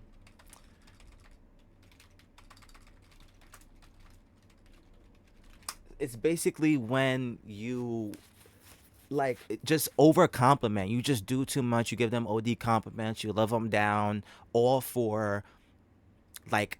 You just overwhelm them with compliments. You make them feel good, and it's usually for a short monetary gain. Not monetary, it doesn't have to be money, but a short gain. It's short term. It's never usually like a long term thing. I mean, there are, high level narcissist people who do that for long term, but it's usually a short term type of thing that they do. That's why it's love bombing. It happens immediately. The action or practice of lavishing someone with attention or affection, especially in order to influence or manipulate them. Yeah, so there's a point of manipulation within that. And that's the tactic that narcissists use. That manipulate. You're gonna hear manipulation a lot because that's their number one tactic. That's what a narcissist does. They manipulate people. They're people manipulators. Their goal is to, in the end, have you wrapped around their finger, manipulate you, control you. Is often accompanied by pressure for a quick commitment. Keep that in mind. This particular type of love bombing that I was experiencing is also an attempt to get you to open up, so that they understand your background and what it is that you're looking for in a relationship. She clocked the shit out of that. She clocked that. That is so true. That is so true. He overshared so that you can overshare. But he might have just told you a whole bunch of bullshit. You telling your real story. He got your dumbass. This allows them to transform themselves into your ideal partner. And the repeat stories, Without divulging shit about themselves. And look, pause it on the red flag. Let me take a drink to that. It's 12, y'all. Where y'all glasses at? Put the glasses in the chat. Damn. hallmark And the of a flags. narcissist. They choose the same stories to tell over and over again because they can control the narrative.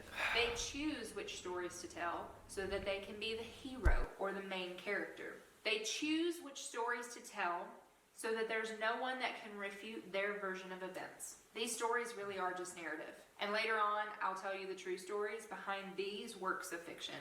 But back to our third date. After the hike, I was on an endorphin high and I was also starved. Man, so many of my bad decisions revolve around food, don't they? Anyway, so I suggested that we go back to my place because I had stuff to make homemade pizza. We were both sweaty and gross because it was like really, really hot that day. I remember it being like a super hot day. So while I was prepping dinner, he asked if I would mind if he showered. I pointed him to the bathroom, threw him a towel, and we both took turns getting cleaned up. Then we ate dinner, and then we holed up in the basement for a movie. One thing led to another, and you know what? Single. 3 years. I ain't mad about it. But in that moment, I made a decision. I made a choice. I wanted to enjoy a summer fling and see where it would go. Did you hear what the holder said? Did y'all hear what she just said? She slept with that little gaunt man. She slept with that little gaunt man. I'm about to vomit. Give me a second. From this point forward, rather than following a timeline, I'm going to talk about things in more general terms and feelings, but with specific details on instances that gave me pause or were just entirely fucked up. Because there's lots. That third date kicked off what would be a summer full of excitement and adventure. While this is inherently a terrible story, it's not like the entire relationship was terrible. In fact, most of it, especially early on, was fantastic. That's how they suck you in. Things got progressively more concerning over the coming months, but in the beginning, I honestly had one of the best summers of my entire life. On the weekends, you could typically find us up in the mountains or out on the river. We went on several strenuous 10 to 11 mile hikes out in the backcountry. We went ATVing through hundreds of miles of public trails.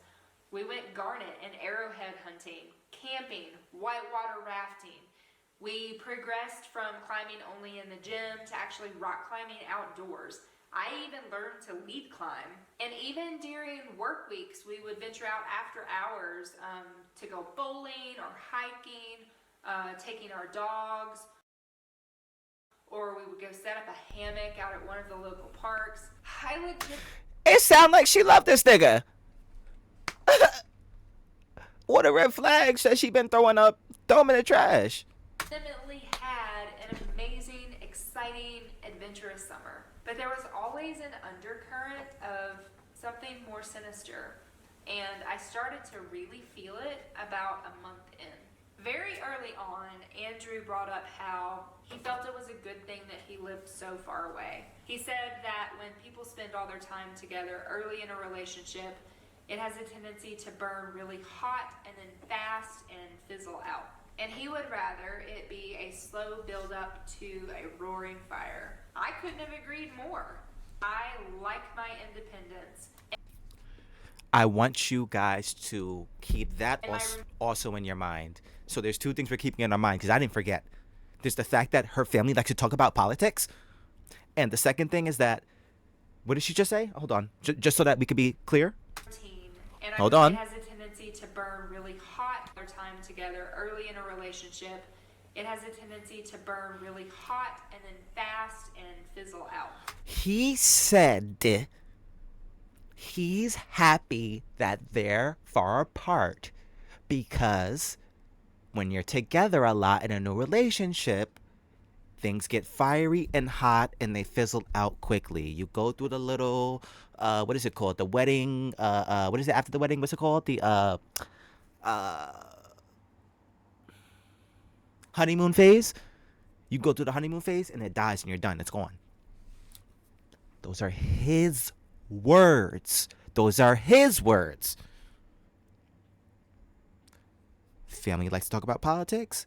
He said that. Keep that. And he would rather it be a slow build up to a roaring fire. I couldn't have agreed more. I like my independence and my routine, and I was already nervous about the idea of someone just being around more and being in my space more. But a slow build up is decidedly not Maybe, what you'll see. happened. Even though Andrew lived an hour away, he was in the city for work every day, and within just 2 weeks, I was seeing him nearly every day. And it wasn't because I was initiating. The boy moved fast. He was constantly texting me, calling me, asking if I wanted to meet up for dinner. I don't think that's so far-fetched after you reached out to him for the third date. That incited all this. For you to now be in the house and sleep with him in the basement. You incited it. So, no, it's not far-fetched. No, he is calling you every day. Because you fucked him. Sorry, excuse my language, y'all. I apologize if there's kids here. I apologize. I won't go off the hinges like that anymore. I apologize once more. I'm sorry. Work. And while I was certainly enjoying the adventure and excitement, dude, I was exhausted. I was struggling to balance all of this new fun with work, and honestly, I was feeling a little bit smothered. He also started to get extremely handsy during this period.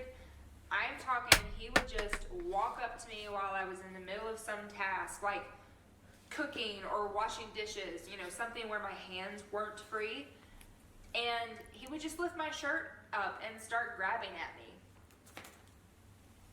For the record, that shit does not feel good. It is not a turn on.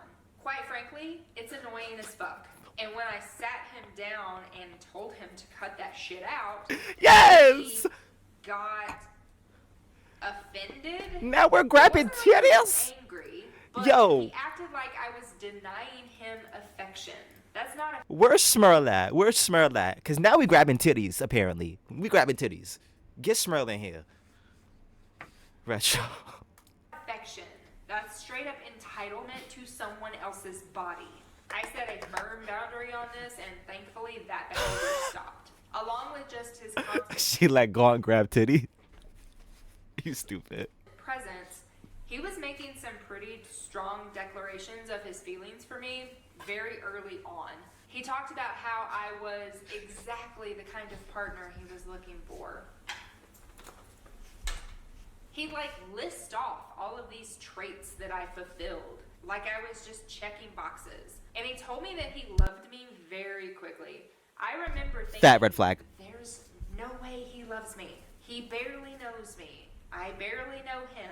Rather than asking myself if I loved him too, I was still asking myself, can I love him at some point in the future? Dr. Greenberg wrote, narcissists are so focused on winning you over that they speed everything up and increase the intensity. It's a bit like dating on adrenaline. Everything that a normal couple does in the course of a year, narcissists do after a few dates. Narcissists rarely stop to assess whether the two of you are really a good match. Instead, they use a variety of strategies in an attempt to get you to fall in love and commit to them before they have fully committed to you, even though they are telling you that you are the love of their life and their perfect mate. It is only after you are fully committed that they actually decide whether you are what they are really looking for. Exactly. There was a ton of... Now, let's talk about fat. You're falling into the game. So the point, from what I can remember, one of the big points that I was making from at least this first clip that I remembered, there's a point of cat and mouse. You have to know when you're being baited. You have to know when you're the cat or when you are the mouse. Are you being chased or are you chasing somebody? Y'all need to know the difference. I won't even go too much into it. She's gonna elaborate a little bit more, but I'm just letting y'all know. We should say it's not narcissistic. Sounds like he's trying to get the yeeks. I mean, he got him already. Damn. Of love bombing happening in the first couple of months, and it wasn't just the constant. And that's big. That's big facts. And you're right. You're right. He did want the yeeks. He is getting them. Exactly what you said. He's doing the opposite. Oh, you're so happy that you're an hour away. You live in this little ass cabin. You're doing whatever. But you're here. You're seeing me every day. But you don't want the fire to burn hot. You see how he's playing both sides? You see how he's lying but doing the opposite? That's what they do. That's what they like. Declarations of his feelings for me. There were gifts, there were acts of service, and there were constant reminders of all the little things he was doing for me. He repeatedly brought up how... You hear that? See, now so what she's about to do, I think, she's about to start describing his traits. So she's about to get into the part about him. Now we're about to start tearing into his ass and see what's wrong with him, because he starts wailing as she continues from this point. She starts wailing. It was a lot on her and what was wrong with her and her missing the red flags. He starts showing his ass. Awesome. Let's listen. For me to have met him and him have all the equipment and whatnot to take me on these exciting adventures. He didn't use those words, of course, because that would be too obvious. But there was always an underlying thread of, what would you do without me? Be just fine, motherfucker. Be just fucking fine. Anyway, Andrew and All right, I Rachel. talked about our love languages, and I had made it clear that gifts were not on my radar. I don't like receiving gifts, and I am terrible at giving them. And yet, throughout most of our relationship, he brought me gifts. Sometimes small, sometimes large, but there was always a theme. Much of it was climbing related, and Rob pointed out later that they were gifts intended to keep me interested in the things that he was interested in. Wow, she raised it. I paused it. I'm about to say, that is a disgusting tactic. You're gifting somebody stuff that you like. What the fuck? That's not manipulation if I've ever seen it. I'm giving you a gift so I can use it. What? Mama Sint, what size shoes do you wear? Let me go and buy you shoes. My size.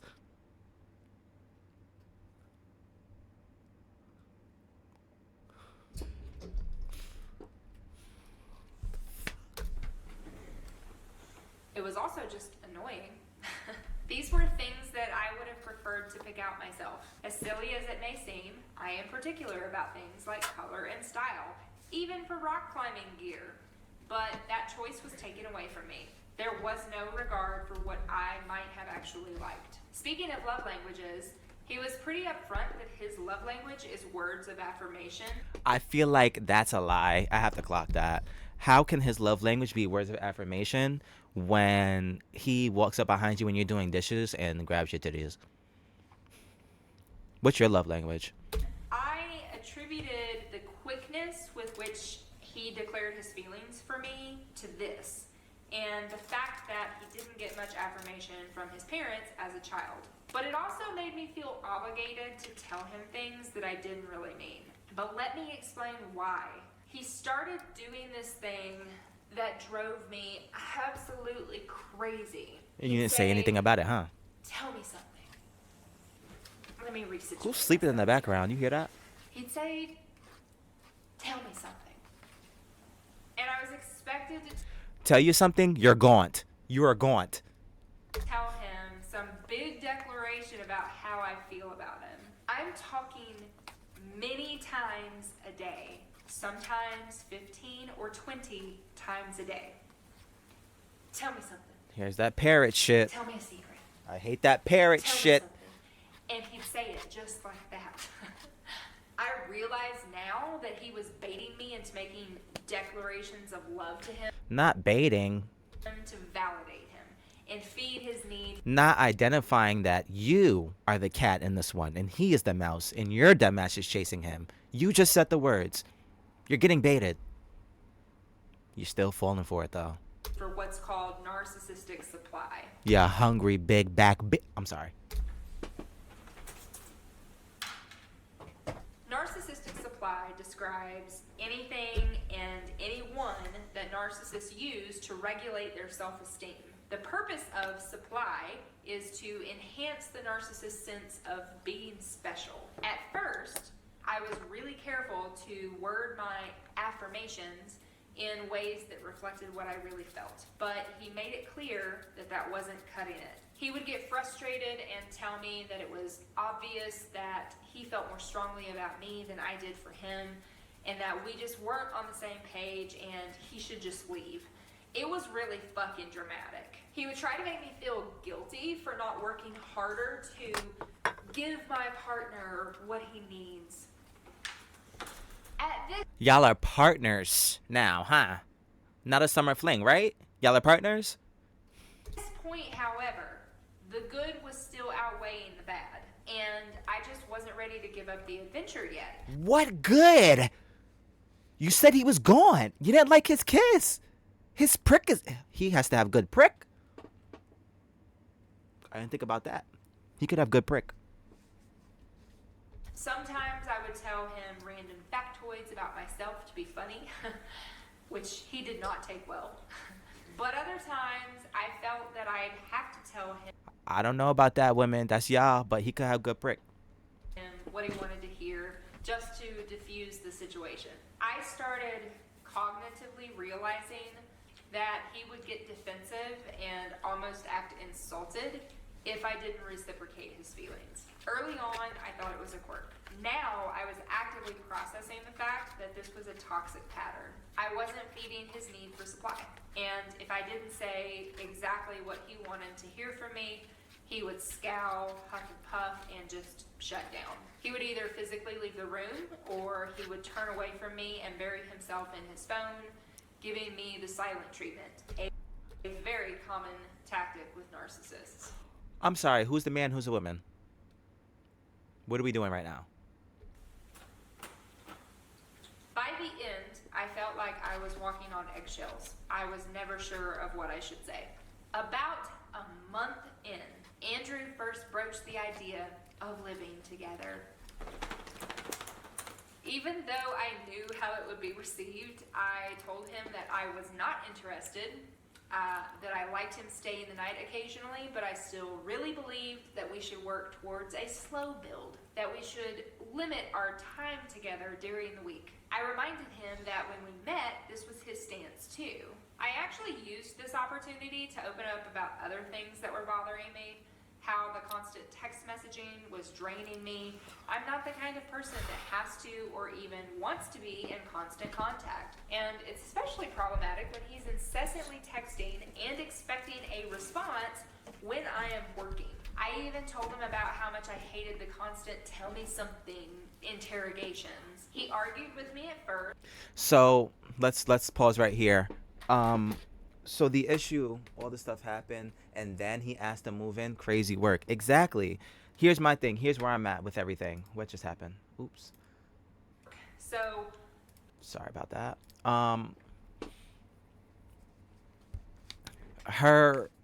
The time that she chose to go and bring up all these issues that she had with him, it should have been, like you said, like he wanted to stand on, these big obstacles that she wanted to get out on the first date. Those should have been the things that you should have been talking about when they arose. The fact that you waited until there was a spat for you to then drop all this bullshit on him, that's called sandbagging, lady. You just threw 30 problems on him. You can only do one at a time. You just told him about everything that you don't like. But when he did it the first time, you didn't nip it in the bud. He kept doing it. You let him get comfortable. Once again, stepping over your boundaries. You're the dumbass.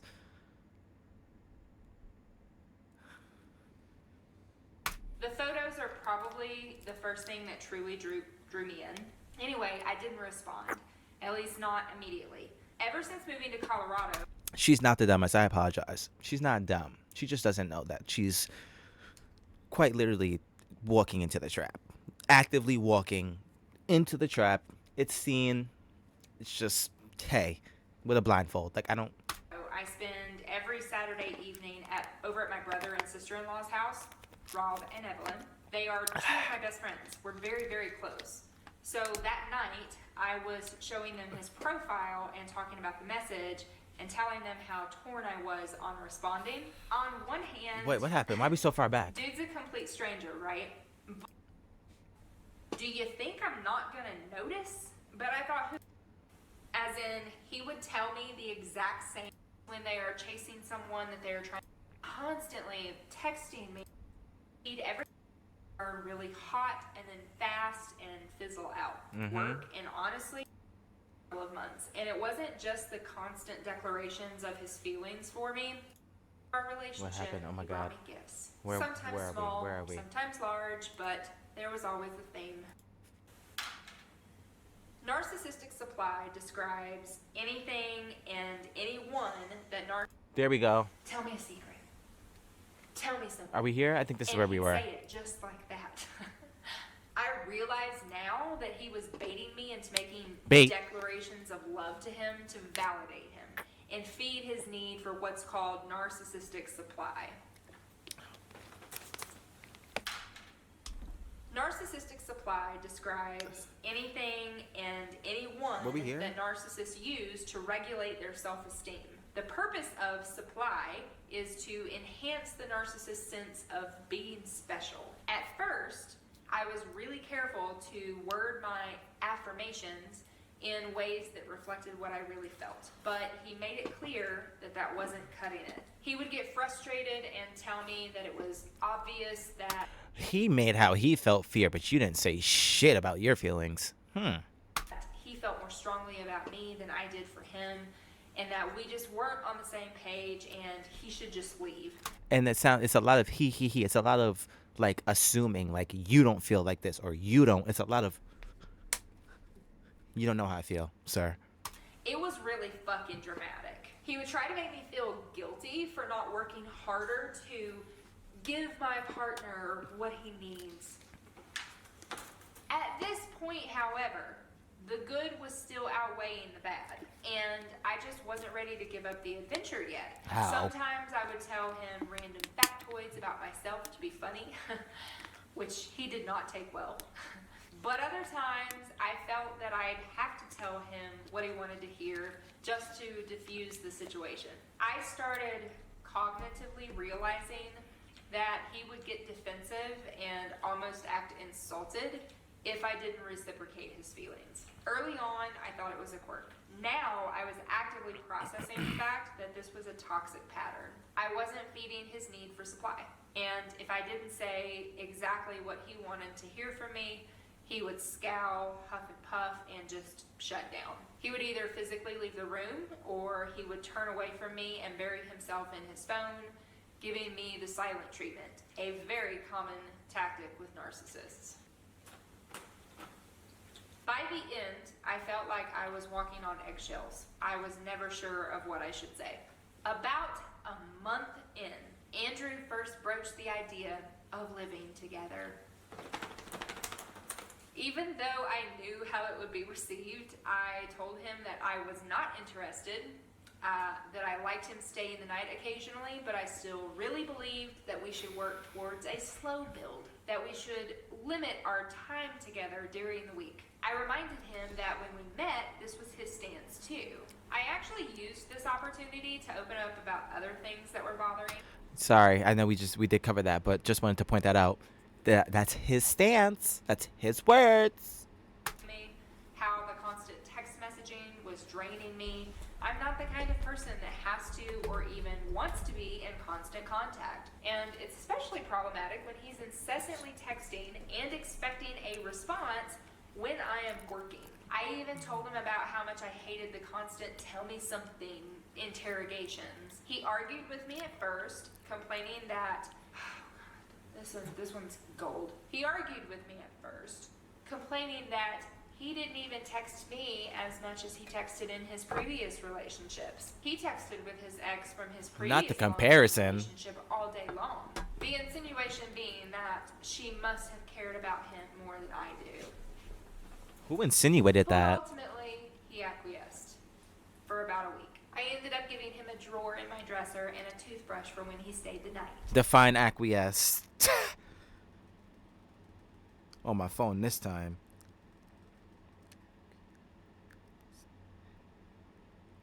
Acquiesce is a noun that means property acquired by purchasing a gift rather than inheritance.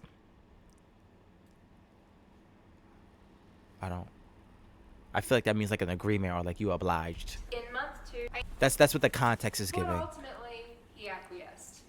We For act about we a week. act I we ended up giving him acquiesced. a drawer in my from his previous long-term relationship all day long. The insinuation being Indulge. that she must have cared about him more than I do. We acquiesced. But ultimately, he acquiesced for about a week. I ended up We acquiesced for about a week. Like we tried it. Whatever. giving him a drawer in the dresser and a toothbrush for when he stayed the night. In month 2, there was a bombshell. I don't think I mentioned this before, but Month what? Andrew had been in the army It's been 2 months? for coming up bombshell. I had my dresser and a toothbrush for when he stayed the night. In month 2, there was a bombshell. I don't think I mentioned this before, but Andrew had been in the army for coming up on 20 years. He was up for retirement at the end of October, and in August, I learned that his retirement was in jeopardy. He came by my house one day after work, and he was just a bundle of nerves. I am talking, he was on the verge of a full-on breakdown. He told me that This is where it gets great. Now, this is where I'm going to literally I'm about to take a back seat, finish preparing my food, finish the rest of this drink, and I'm about to be watching with y'all. Cause my knowledge after this point is a little bit I don't remember much after this point. This is where it gets juicy, and then part 2 I didn't watch at all. So let's get into it. I'm sorry, now I'm gassed. he needed to tell me something, and he started off by apologizing that he was having to bring something so heavy into our relationship so early on. Ready for this? He was being investigated for child and adult abuse due to an incident that happened as his last relationship was ending. Here's the story as he told it to me. Everything up until the fight I already knew about. He had told me the first part of the story about 100 times. Remember how I said he liked to repeat himself?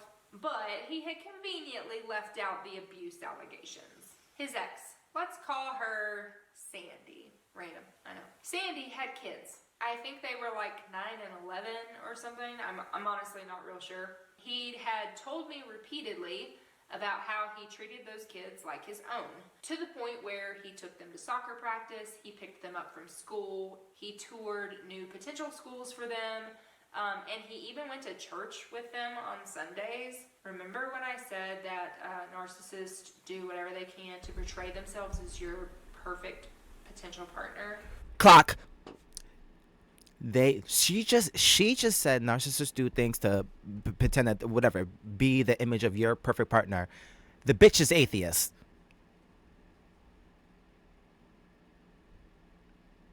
She just said a hard no for her. It's church. Not going with you on Sunday. He's going to church.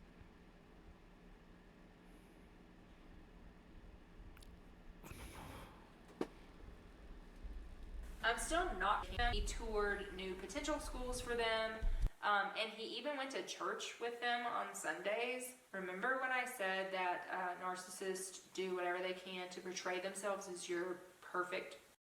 My fault. It's not her kids though. My fault. But still, that's how my mind is like, why would you even? Potential partner. I'm still not really clear on how long they were actually together, but it was long enough that they were moving in together. Although, in retrospect, I guess that doesn't really tell me anything. Right, because he's moving in with you, and y'all been together for what, 2 months? He lives with you. Yeah, he has a draw that you acquiesced. Fuck. She was in a situation where her lease was ending on her current place or something, and she wanted to move in with him. He made it sound like it was her idea. So he sold much of his own furniture to make room for hers, and he even remodeled some of his cabin and let her pick out the design and materials. He helped her pack up her house, and he physically hauled all of her stuff up to his cabin and unpacked it all for her once he got it there. Then, less than 24 hours later, she told him she'd made a mistake. I really wish that I knew all the other details. I wish I had her side of this story. I really do. So less than 24 hours after moving in with him, she told him she'd made a mistake. remember, this is his version of the story, okay? She said that living so far away from the city, out in the mountains, was not what she expected, and she didn't want to stay there. Assuming this is how it actually happened, which I doubt, but assuming this is how it actually happened, he would have been understandably very upset, right? He moved her right back out, and they split up. So the part of the story that I was just now becoming privy to was that they got into a huge fight as he was moving her out. According to Andrew, it was just a verbal fight, but one of her kids got upset and started hitting him while he was carrying a large, wicker chair. He was yelling, "Don't fucking touch me," which I know is true because Sandy recorded audio on her phone. But according to Andrew, allegedly, she was on the other side of the room. He was asking her if she was going to stop her kid, and she just stood there crying, saying, "He's just trying to defend me." Andrew said he yelled back, "From what? You're on the other side of the room." And so, okay, so you have to picture, this is the way he told the story to me. His cabin was tiny, okay, and he's carrying this big wicker chair that he's got his arms around like this. So he's carrying this large chair out of the room.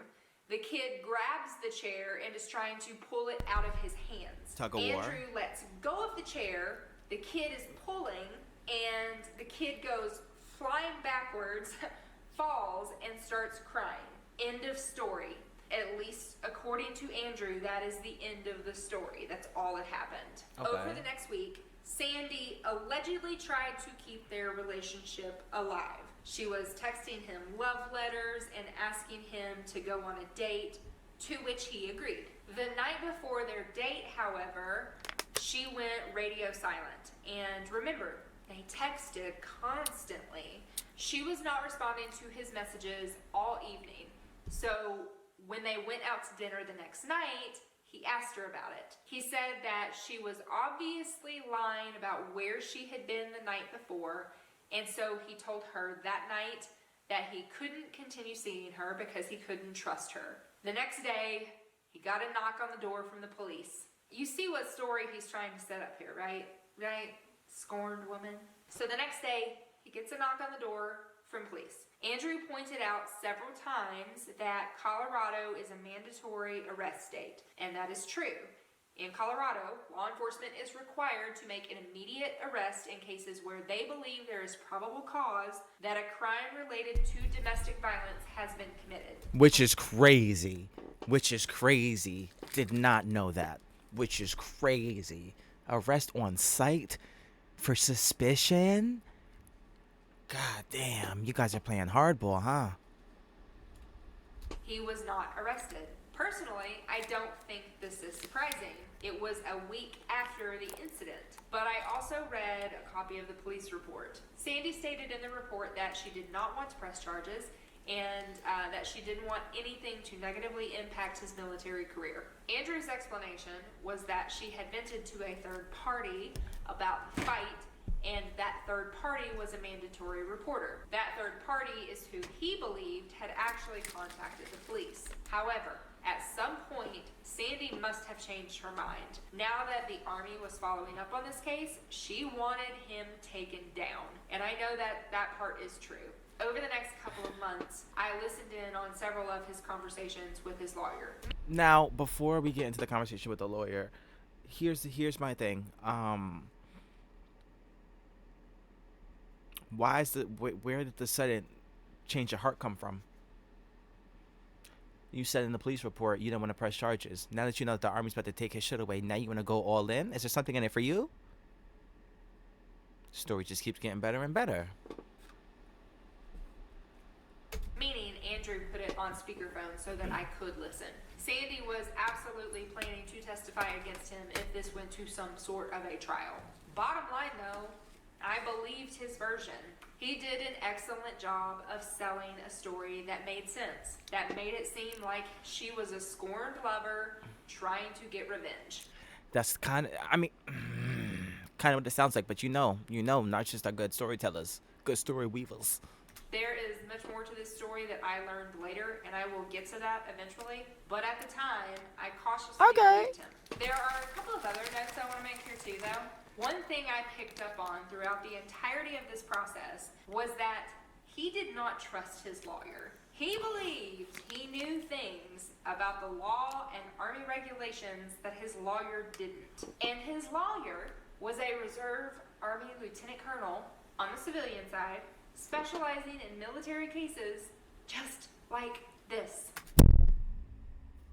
I remember I had clocked this because I think she's about to talk about it. I just remember this from the other day. I had stopped it right here, and I was like, how self-absorbed and stupid do you how self-absorbed do you have to be, and how stupid do you think the person that you're talking to is? Why do you think you know more than the lawyer, the person that went to school for this, who also went to the Army, walked your shoes and then some, 1.5 miles to be exact? Who are you talking to? Who are you trying to impress? Because it's not me. I'm not stupid. You sound dumb. It was so fucking strange. Like, how fucking self-absorbed do you have to be? Like I said, when I tell you, that's what I said. And when I had paused it, and then she said that, and I was like, oh my God. Like, literally, like, that is crazy work. That is crazy work. You don't know more than a lawyer. Shut up. To believe that you, an uneducated twat, knows more about the law than a practicing military officer with a law degree. On top of that, Andrew had multiple other lines of communication open with other lawyers for second and third and fourth and fifth opinions. There was also like one particular conversation with his lawyer that just struck me as off. Prior to that call, I had literally told Andrew he needed to just shut the fuck up and do whatever his lawyer tells him. In those words. He hired this guy Not for verbatim. a reason. Let him do the job that you are paying him to do. So during the call, Literally. he mentioned to his lawyer that I had said that. Liar. The lawyer cut him off and said, "You have a girlfriend?" Andrew just replied, "Yeah." And the lawyer just sat there in silence for a minute before continuing on with, "Well, okay then."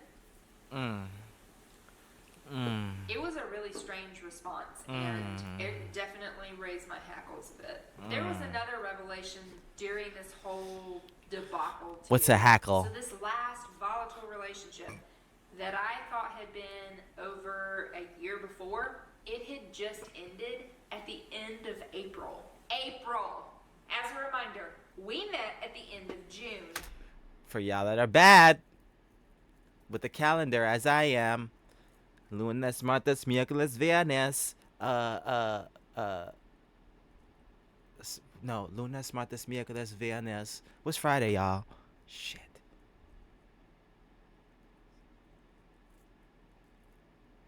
What's Friday? Fuck. What's Friday? Jueves. Lunes, martes, miércoles, viernes. Lunes, martes. I don't know, y'all. I'm sorry. Sábado, domingo, siete. All right. I don't even know what to talk about. For y'all who don't know the months like that, she said end of April, and she got with him in June. April, May, June, end of April, May, 1 month, maybe 2. Jueves. Okay, lunes, martes, miércoles, jueves, 1, 2, 3, 4, 5. All right. Thank you. De la semana. Just 2 months later. So this relationship with a woman that he had said he loved and was serious enough with to move in together just ended in April. Yet here he was just a few months later proclaiming his love for me and that I was his perfect partner. Okay, whatever you say, dude. He also called me by her name several times throughout this. Just saying. Yeah. He calling her by the girl name. He calling you Sandy Cheeks out in the streets? Jesus Christ. Y'all, can y'all follow me at the ads below? Follow me on the tube, the twill, and the cord. I be going live. You could also check my description. I have some links to my socials in there too. I be going live Monday through Thursday at 8 p.m. Eastern Standard Time, maybe. And on the weekends, we just be, you said red flag, red flag, OD red flags, hella red flags. And I just be, what on the weekends? Yeah, just be doing whatever. But we clocking shit today. We clocking shit today. That's what's going on. We doing topics, and like I said, we watching a little video on narcissists and narcissistic behavior. As you can see, this lady waddling. Let's keep going. We on the last part. Let's see what she got to say. Close this one out. Start the next one. Take a little intermission.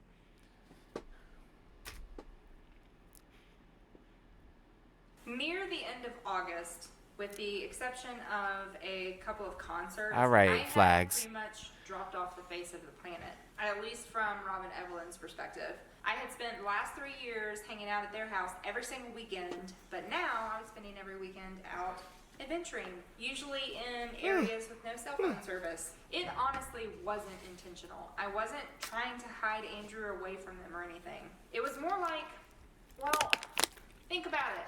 The only people I'd spent any time with for the last 3 years was family. I love them, and they're my best friends, but it's not like we were doing anything adventurous. We ate food and watched movies. Between the pandemic and the fact that it's just not really their thing, we didn't get out to experience the world. And before that, for a lot of my marriage, it was much of the same. The only time we ever really got out of the house was for the occasional concert. So for nearly a decade, I had felt kind of like a recluse. So yeah, I was indulging. I recognize now that none of this had anything to do with Andrew as a person. It was more that he had all of the tools, toys, and the knowledge to go out and do these things. I had fun with him, definitely, but I likely would have had just as much fun doing these things with someone else alone, or even by myself. Yeah. Regardless, by this point, Rob was getting pretty concerned. So on August 25th, Andrew and I had plans to go to the climbing gym after work. But near the end of the day, Rob sent me a text asking if he could come over to my house or if I could come over to his place. He said that there were some things that were bothering him, and rather than let it eat at him, he wanted to just sit down and talk face to face. Of course, I agreed. I chose to go over to Rob's because Andrew's dogs were at my place and I was expecting him to stay the night that night. So I texted Andrew to let him know that I had a change of plans, and I told him that I needed to go over to Rob's to deal with some family drama. He asked me if everything was okay, then said that he was going to go ahead and go to the gym, and then he would make his way back to my place later. The conversation with Rob was awkward. I mean, it was about exactly what I expected. The fact that I'd not been coming over anymore, and the fact that I spent all my free time with Andrew.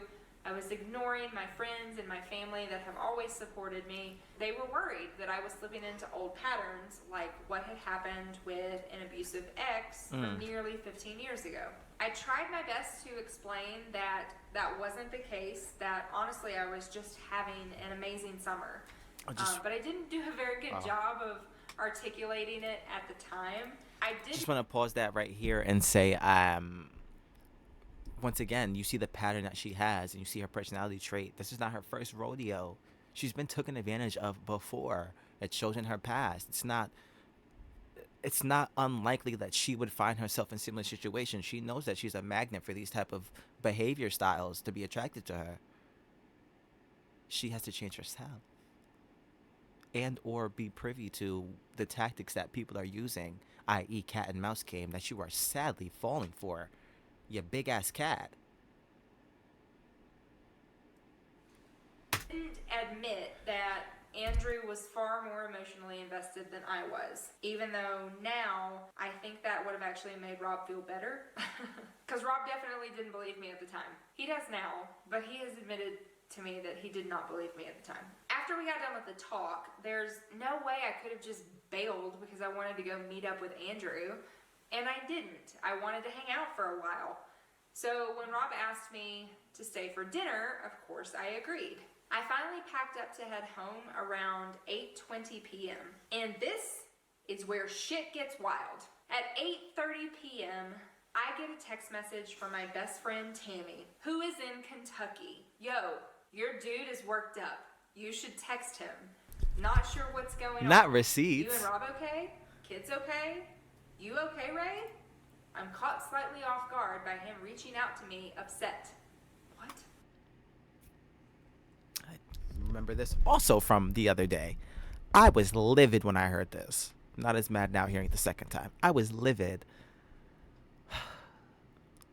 Are you telling me this man reached out to your friends, people that he's never talked to ever in his life, complaining about you?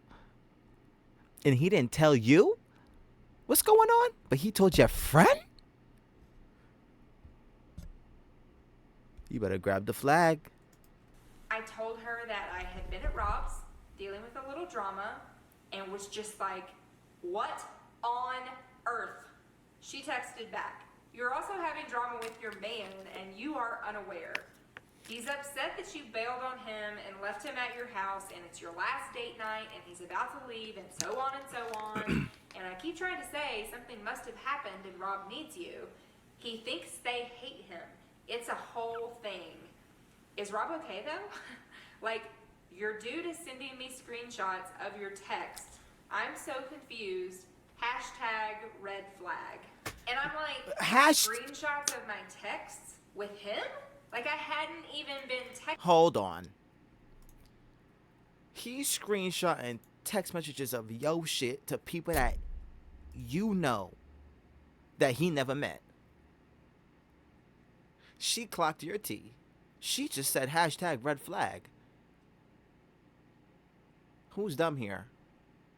Who's stupid?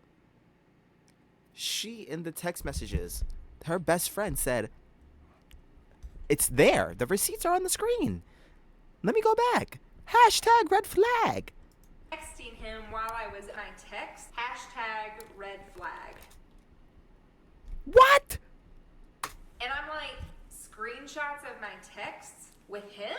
Like I hadn't even been texting him while I was over there, so I didn't even understand what he would have been sending her. And keep in mind, he does not know Tammy. He's never met her. He's never talked to her. It was fucking weird.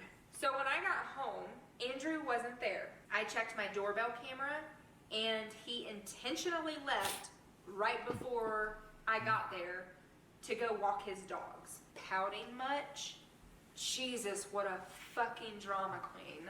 I'm about to start getting angry, so just FYI, there's gonna be a lot more unintentional cuss words, because I can't help it. Okay. Tammy and I went back and forth a bit longer while I waited for him to get back. And we ended the conversation with her saying, the fact that he messaged me, upset at you, but didn't text you, is so odd. Like, bro, I'm on her side for everything forever. Don't get confused. I love my tribe. Love my tribe. Red flag. And they are a tribe.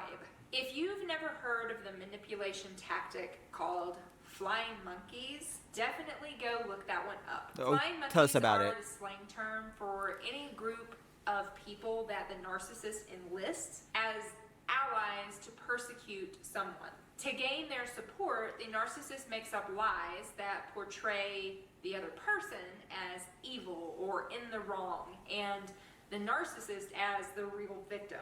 They'll even try to get to your friends and family, especially mutuals if you have them. Mm-hmm. And I can see how this would work for someone with a large group of friends, or more like acquaintances. But that's not me. I have a very small, very bonded friend group. That shit's not gonna work on my friends. Right. Because they're not just my friends. They're my family. My tribe is strong. Anyway, back to the story.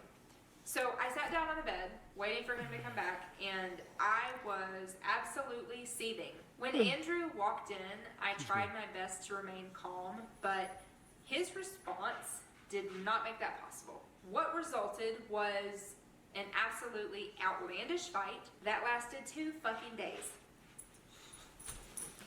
You fought for 2 days. At You cared that first, I much. just asked him why on earth he reached out to my best friend instead of just texting me. And he got pissed at Tammy for telling me. Rightfully so. I mean, she kind of spilled the beans, but I get it. Andrew got pissed at Tammy for telling me that he reached out to him. Like, what the hell did you expect her to do? She is my best friend. What did you expect her to do? He flew off the handle. This was the first time that I experienced narcissistic rage. He started yelling at me, saying he was worried about me because he hadn't heard from me in hours. What? And, dude, we've been dating for 2 months. I told him I was having some family drama and I would be at Rob's. He said that he assumed that I would be an hour tops and that we would still be meeting up for dinner. Well, I guess you shouldn't make assumptions. And if you have questions, you should just ask. He was going on about how rude I was and some nonsense about how if we were having such deep conversations, then why was Rob on Facebook the whole time? Dude, what? You're like stalking his online status on Facebook? What the fuck is wrong with you? Then he started whining about how he had to eat dinner alone, and if he'd known I'd be home so late, he would have just gone back to his cabin. And again, I asked, Go. why didn't you just ask me? For someone that likes to text so much, maybe pick up the phone and send me a message. So then he started going into how he just knows that I was going over there so they could talk shit about him and that they hated him. I'm Mad gonna be picking up the red assumptions. flag a whole bunch right Yeah, now, mad okay? gaslighting Yeah, and I'm just gonna be waving it constantly. At this point, they had never even met him. Like, what on earth are you even talking about? I started getting like really heated at this point, and I was completely unable to control my tone. I wasn't yelling, but I was 100% getting snarky. And I flat out told him, this isn't fucking about you. Oh. Now that I'm thinking about it, that was probably like the perfect thing to say to a narcissist. This isn't about you. I mean, but seriously, it was about me and my patterns. Sure. I explained to him that they were concerned about me because of the familiar pattern they saw when I was with the abusive ex. But then I told him that, quite frankly, the way he behaved over the last several hours made me feel the way the abusive ex made me feel. It was triggering. And that's when he lost it. Absolutely lost it. He started screaming about how I was an asshole, how I was calling him an abuser, and how I was being mean to him. The entire fight was suddenly my fault, and he was turning on all the gaslights. All of them. It was my fault that he had to reach out to my best friend because I ditched him on date night. Side note, since when is going to the gym date night? But I digress. I didn't communicate with him for hours, and he got worried about me. It was completely reasonable for him to reach out to Tammy, my best friend that he'd never spoken to before. And if Tammy had just done what he'd told her to do and not told me about their conversation, we wouldn't even be having this argument right now. Yeah, he said that. To top it all off, he thinks he should just leave because I am not the kind of person that he thought I was, because I was making false accusations of him being abusive. Oh. Once again, I could not get a word in edgewise, and every time I tried to explain what I was feeling, he just cut me off and told me I was an asshole. And with that, he stormed off to the bedroom and started to throw his few pieces of clothing he'd brought over into a bag. I was completely fucking dumbfounded. What on earth just happened? Now, to be fair, I haven't experienced gaslighting in, man, a long, long time. I was super confused and caught off guard by what had just happened. And when he started leashing his dogs up to leave, I kind of panicked. It wasn't that I thought that any of what happened was okay. It was more that I just didn't feel like anything had been resolved. And I didn't want to leave things like that. I hate leaving things unresolved. So I did the only thing I knew to do to get him to pause and take a breath. I apologized and I asked him not to leave. He asked, why should I stay when I made him feel so unsafe? Second side note, the fucking gall. But I am a stubborn woman. I was gonna get resolution on this one way or another, so I told him the truth. I don't fight like this, period. I talk about things calmly and rationally, and I can't stand going to bed angry. It worked for the night. We agreed to go to bed and talk about it more reasonably the next day. The next morning, he had to be on base before I even woke up. So I was mostly able to work in peace throughout that day. After work, we ordered some takeout and we decided to sit out on the front porch and talk through things. He asked for a few minutes to make some notes first, which I thought was weird, but okay. You can't just speak from your emotions. You have to like write it down. Right. Wink, wink. Our conversation on the front porch. Hold on. I set the clock this real quick. I had to do something. I had my hands full. But I was listening. My side hurts. I had to clock this. Hold on. I have like a little Charlie horse right here.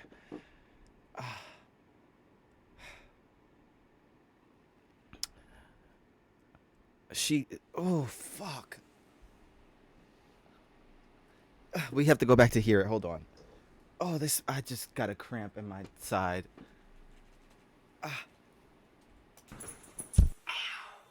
But I am a stubborn woman. I was gonna get resolution on this one way or another.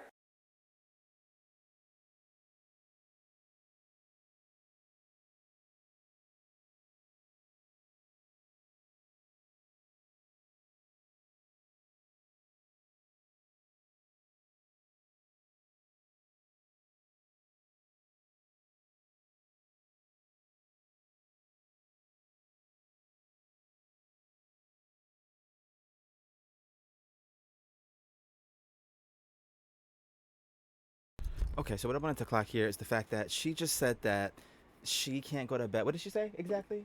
I am a stubborn woman. Right. I was gonna get resolution on this one way or another. That's her issue. She needs closure. She needs resolution. She needs an ending.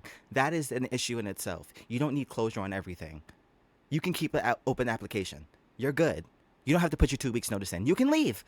You can go. It's an at-will policy, hon. That's her problem. You don't know when to call it quits. You have to see it through. You have to see it to the end. No, you don't. That anguish will... You don't need the ending to that story. You don't need the ending to a lot of the stories. You know how it's going to end. You're educated enough to know how this book is going to turn out, what the last few words are going to be. Seeing it to the end is stupid. She just said that she's stubborn, and she's going to get her closure. She's going to get what she wants by the end of the night. We cannot go to... This little gaunt man named Andrew has him... She's wrapped around his cock right now. And I still think he has good prick paws because he's gaunt and 4'11". Like, what's going on? So I told him the truth. I don't fight like this, period. I talk about things calmly and rationally, and I can't stand going to bed angry. It worked for the night. We agreed to go to bed and talk about it more reasonably the next day. The next morning, he had to be on base before I even woke up. So I was mostly able to work in peace throughout that day. After work, we ordered some takeout and we decided to sit out on the front porch and talk through things. He asked for a few minutes to make some notes first, which I thought was weird, but okay. You can't just speak from your emotions. You have to like write it down. Okay, whatever. Our conversation on the front porch lasted maybe 5 minutes before he got out of control again. I thought this would be an opportunity to talk about my feelings since I didn't get to the night before. But he apparently thought this would be an opportunity for him to tell me all the ways I fucked up again, even though I made the effort to apologize before bed and he did not. As soon as I started opening up, he lost it again. Do you see that? Do you see the complex he has? Do you see that every time the situation, she's addressing a situation, And in the normal scenario, she would be the victim, but because he's a narcissist and he's using these tactics, he's deflecting and he's throwing it right back on her. That's gaslighting. She's wrong. She's this, she's that. She's always in an apologetic state, making you feel that what you're thinking is not valid because they're throwing their narrative on you, trying to make you live through their narrative, which puts you at fault always because they're the star of their story. You're not. Turning everything back around on me, making it all my fault. Hello. He got up and stormed inside. By this point, I was just exasperated. I rolled my eyes and followed him in, and next thing I know, he is again hauling his clothes out to his car, dramatically proclaiming that he's Thank you, Retro. leaving. And then he comes back in and gets his dogs and their crate. In the meantime, I pulled out a dining room chair. I aimed it towards the kitchen window, and I sat my happy ass down, crossed my arms, and watched his dumbass load his car. As soon as he realized that I wasn't chasing after him, he stopped. I watched him pace back and forth outside in that driveway for at least 10 minutes, and eventually he came back in and very sheepishly asked if we could just start over. I posted here yesterday. I remember this too. This is where I told a little story about the school thing, and I was explaining the cat and mouse game. And this is what I was talking about, the baiting. You have to know when it's cat and mouse. You have to know when you are being baited, when somebody wants you to chase them. The story I gave was, so I was working in a school at one point where I was paraprofessional, and I had to monitor this kid. Long story short, went to the bathroom. I'm walking with him. He like sprints down the hallway. I'm like, yo, I'm not chasing you, dude. And I see him peek his head out the side, like to see if I'm coming. Like, I'm gonna do my job. I'm going over there, but I just told you I'm not chasing you. So he thinks it's a game. I'm like, oh, this is cat and mouse immediately. As soon as he peeked his head around, he said he thinks that he's Jerry because I have to be Tom. Like, I don't know. So when I get around the corner, he's over there talking with his friends all the way down the hall, and there's a door to go to the stairwell over there. I go over there and I grab him, like, come on, like, we're going back to class, like, we're not doing this. When I get close, he ran into the stairwell down the or I don't know if he went down the stairs, but he just ran to the stairwell. The two kids were staying there, like, they stood right there and they were like, oh my god, like, yo, like, are you gonna get him? Are you gonna chase him? And I'm like, no, watch this. So I grabbed those two and we stood at like on the inside of the door. Oh my god, I gotta do like the thing. So this is us. How am I gonna do it? Yeah, this is us, and I guess I'm the kid's face. So we're on this side of the door. I grabbed the kids. We were on the side. Like I said, my kid, he had ran down the steps. We stood by the door for what? Maybe 2 minutes. Just not even 2 minutes. All of 30 seconds. All of a minute tops. We're right here. That door opens. We see the kid look left. When he looked right, I yoked his ass. I'm sorry. I didn't yoke him. I did grab him, though. I said, got your ass. I knew you was coming back. I'm not playing this game with you. Let's go back to class. His two friends were like, oh my God, how did you know he was going to come back? Da, da, da, da. I said, man, I do this. I watched Tom and Jerry growing up. Come on now. Yeah, okay. We'll just start over. Motherfucker. So I just pursed my lips at him and shot him a look that said, go on. So he suggested that we and you let it happen. Just us, no dogs. We walk and we talk and we don't come back until we've come to a resolution. Okay, I'll try it. The oddest thing about all of this is that the walk and the resulting conversation was actually really good. He gave me space to talk. He acknowledged my feelings. He said he understood why I felt the way I did and how his behavior made me feel that way. He told me about how he was feeling. He agreed to handle things differently in the future. He said all the things that I needed him to say. He admitted that he's an anxious, insecure attachment style. I am a secure attachment style. And that one of his habits is storming out while secretly hoping I'll chase after him and stop him. I admitted that I lost. Did you hear that disgusting projection? Did you hear that disgusting projection? Let's go back so you can hear that in 4K. Did you hear that?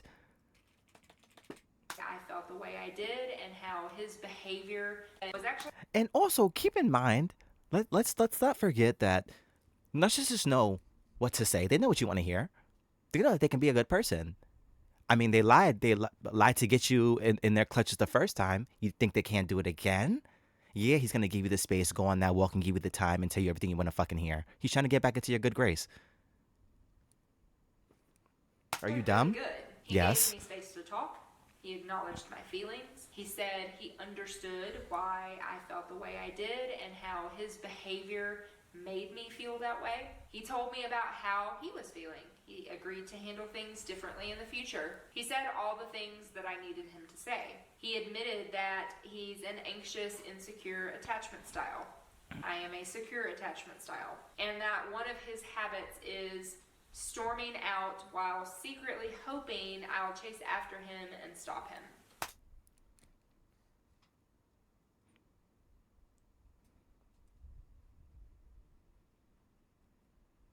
He's a narcissist, but he's a bad one. What he just said is the action that obviously that he wants her to perform. The actions that he was doing was, how do I word that? He was trying to do this, not like he wanted to see that. He wanted to see that happen. Him throwing it out there and telling her that if she does that, she is a bot. She's a bot. Because I don't know what else to say. I'm baffled. I'm just baffled. He admitted that he admitted the cat and mouse. And you just said you perched your lips and agreed with it or some shit? What the fuck? I admitted that I lost my cool the night before, and He stormed out. You're apologizing. What? I apologized for that and for leaving him hanging, even though I didn't really feel like I left him hanging. But he accepted my apology. Spoiler So you're apologizing for things that you don't feel like you did wrong. Got it. alert, he didn't really. It would come up again in the future. We made a pact. And he's using things. Okay, that's another thing that we're gonna clock. Everything that you say,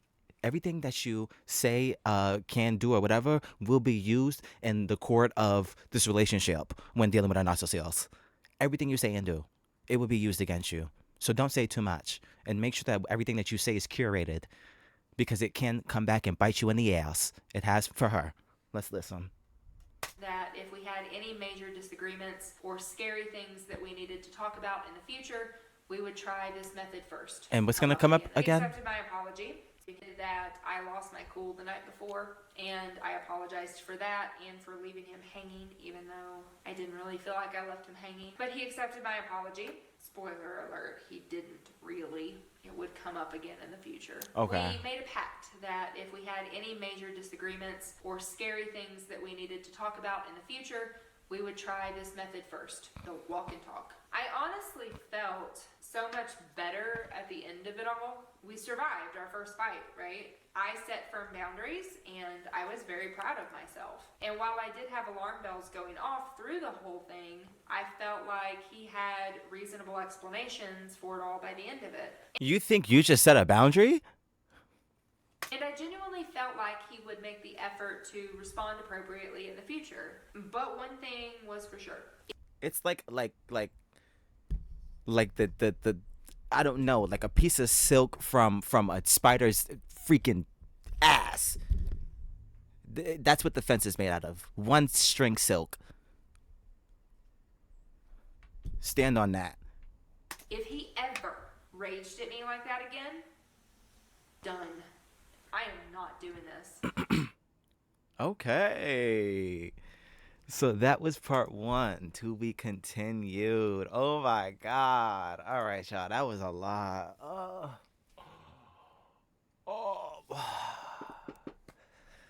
All right. So What did we just watch? What just happened? Does anybody have any questions? I feel like I should ask that first. Does anybody have anything that they want to share, anything that they want to say as to what just happened? I mean, that was part one. That was the part that I seen. I have not seen part two, and I was gonna take a little intermission before we get into it. But does anybody have anything they want to add? Questions? Anything y'all want to say? Any of the predictions? Anything? Anybody feeling anything? Any red flags? Because the only thing I have to add is she what just take your time with vetting. Yeah, ladies, take your time with vetting. Yeah, yeah, yeah, yeah. Just be aware of manipulation tactics of the games that people can and will play on you. You have to be privy to them. You have to at least be aware so that you can protect yourself. That's it. He's a bad narcissist, but you still fell for it. And you're falling for it. And you're probably going to fall for it again. If she could, I mean, what she knows now, she obviously shows signs of growth because she's using a lot of high level terms and attachment styles and this and that. So, she definitely did learn a little bit more. She does know what to look for and certain types of behaviors and whatnot. But it's different when you're looking back and when you're in it. Two very completely different things. But it's just, it's crazy. Fill things out carefully. Real partners empower, inspire, and challenge your growth. Yeah, grow together. Okay. So, how long have we been live for? Damn, it was an hour and 20-minute video, and we've been live for 2.5 hours. Hindsight is 2020.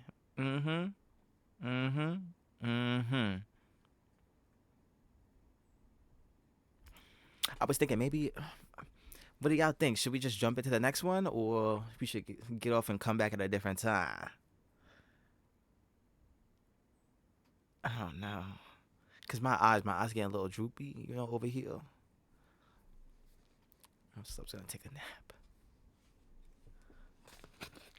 Because all this analyzation is getting me tired. Let's watch my man video. Hold on. See what he was talking about. What is this?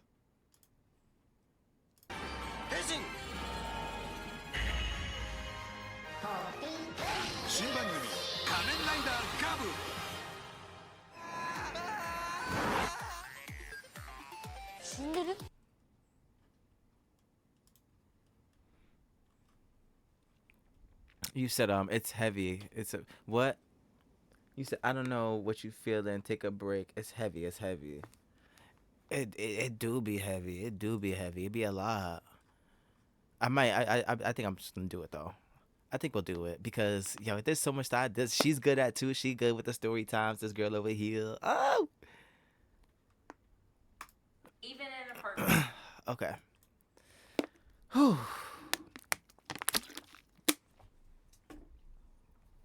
Okay, wait. Oh my god.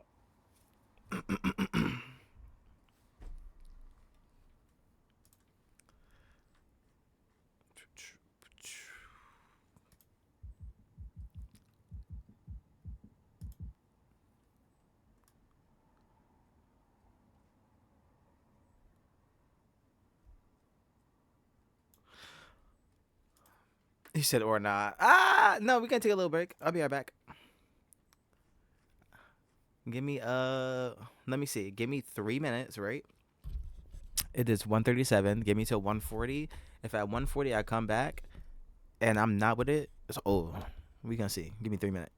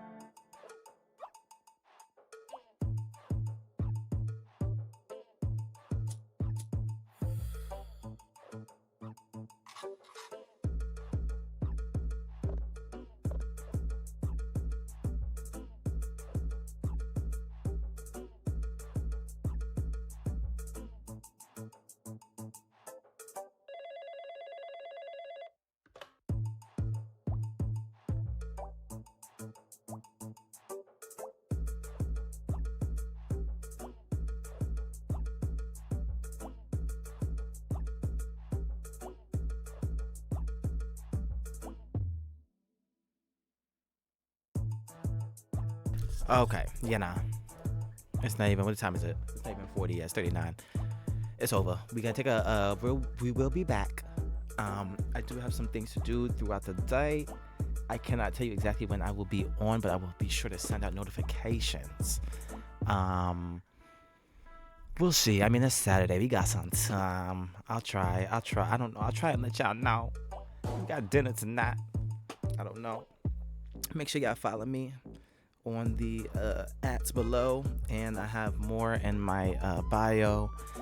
We be going live doing topics such as this one with the narcissist personality disorders. I be going live Monday through Thursday at 8 p.m. Eastern Standard Time, maybe. And yeah, catch y'all on the next one. Thank you for tuning in. Stay privy and protect yourself. And as always, we'll be back later. I hope later on today. But as always, y'all been Finesse. What I said. Catch you in my next video.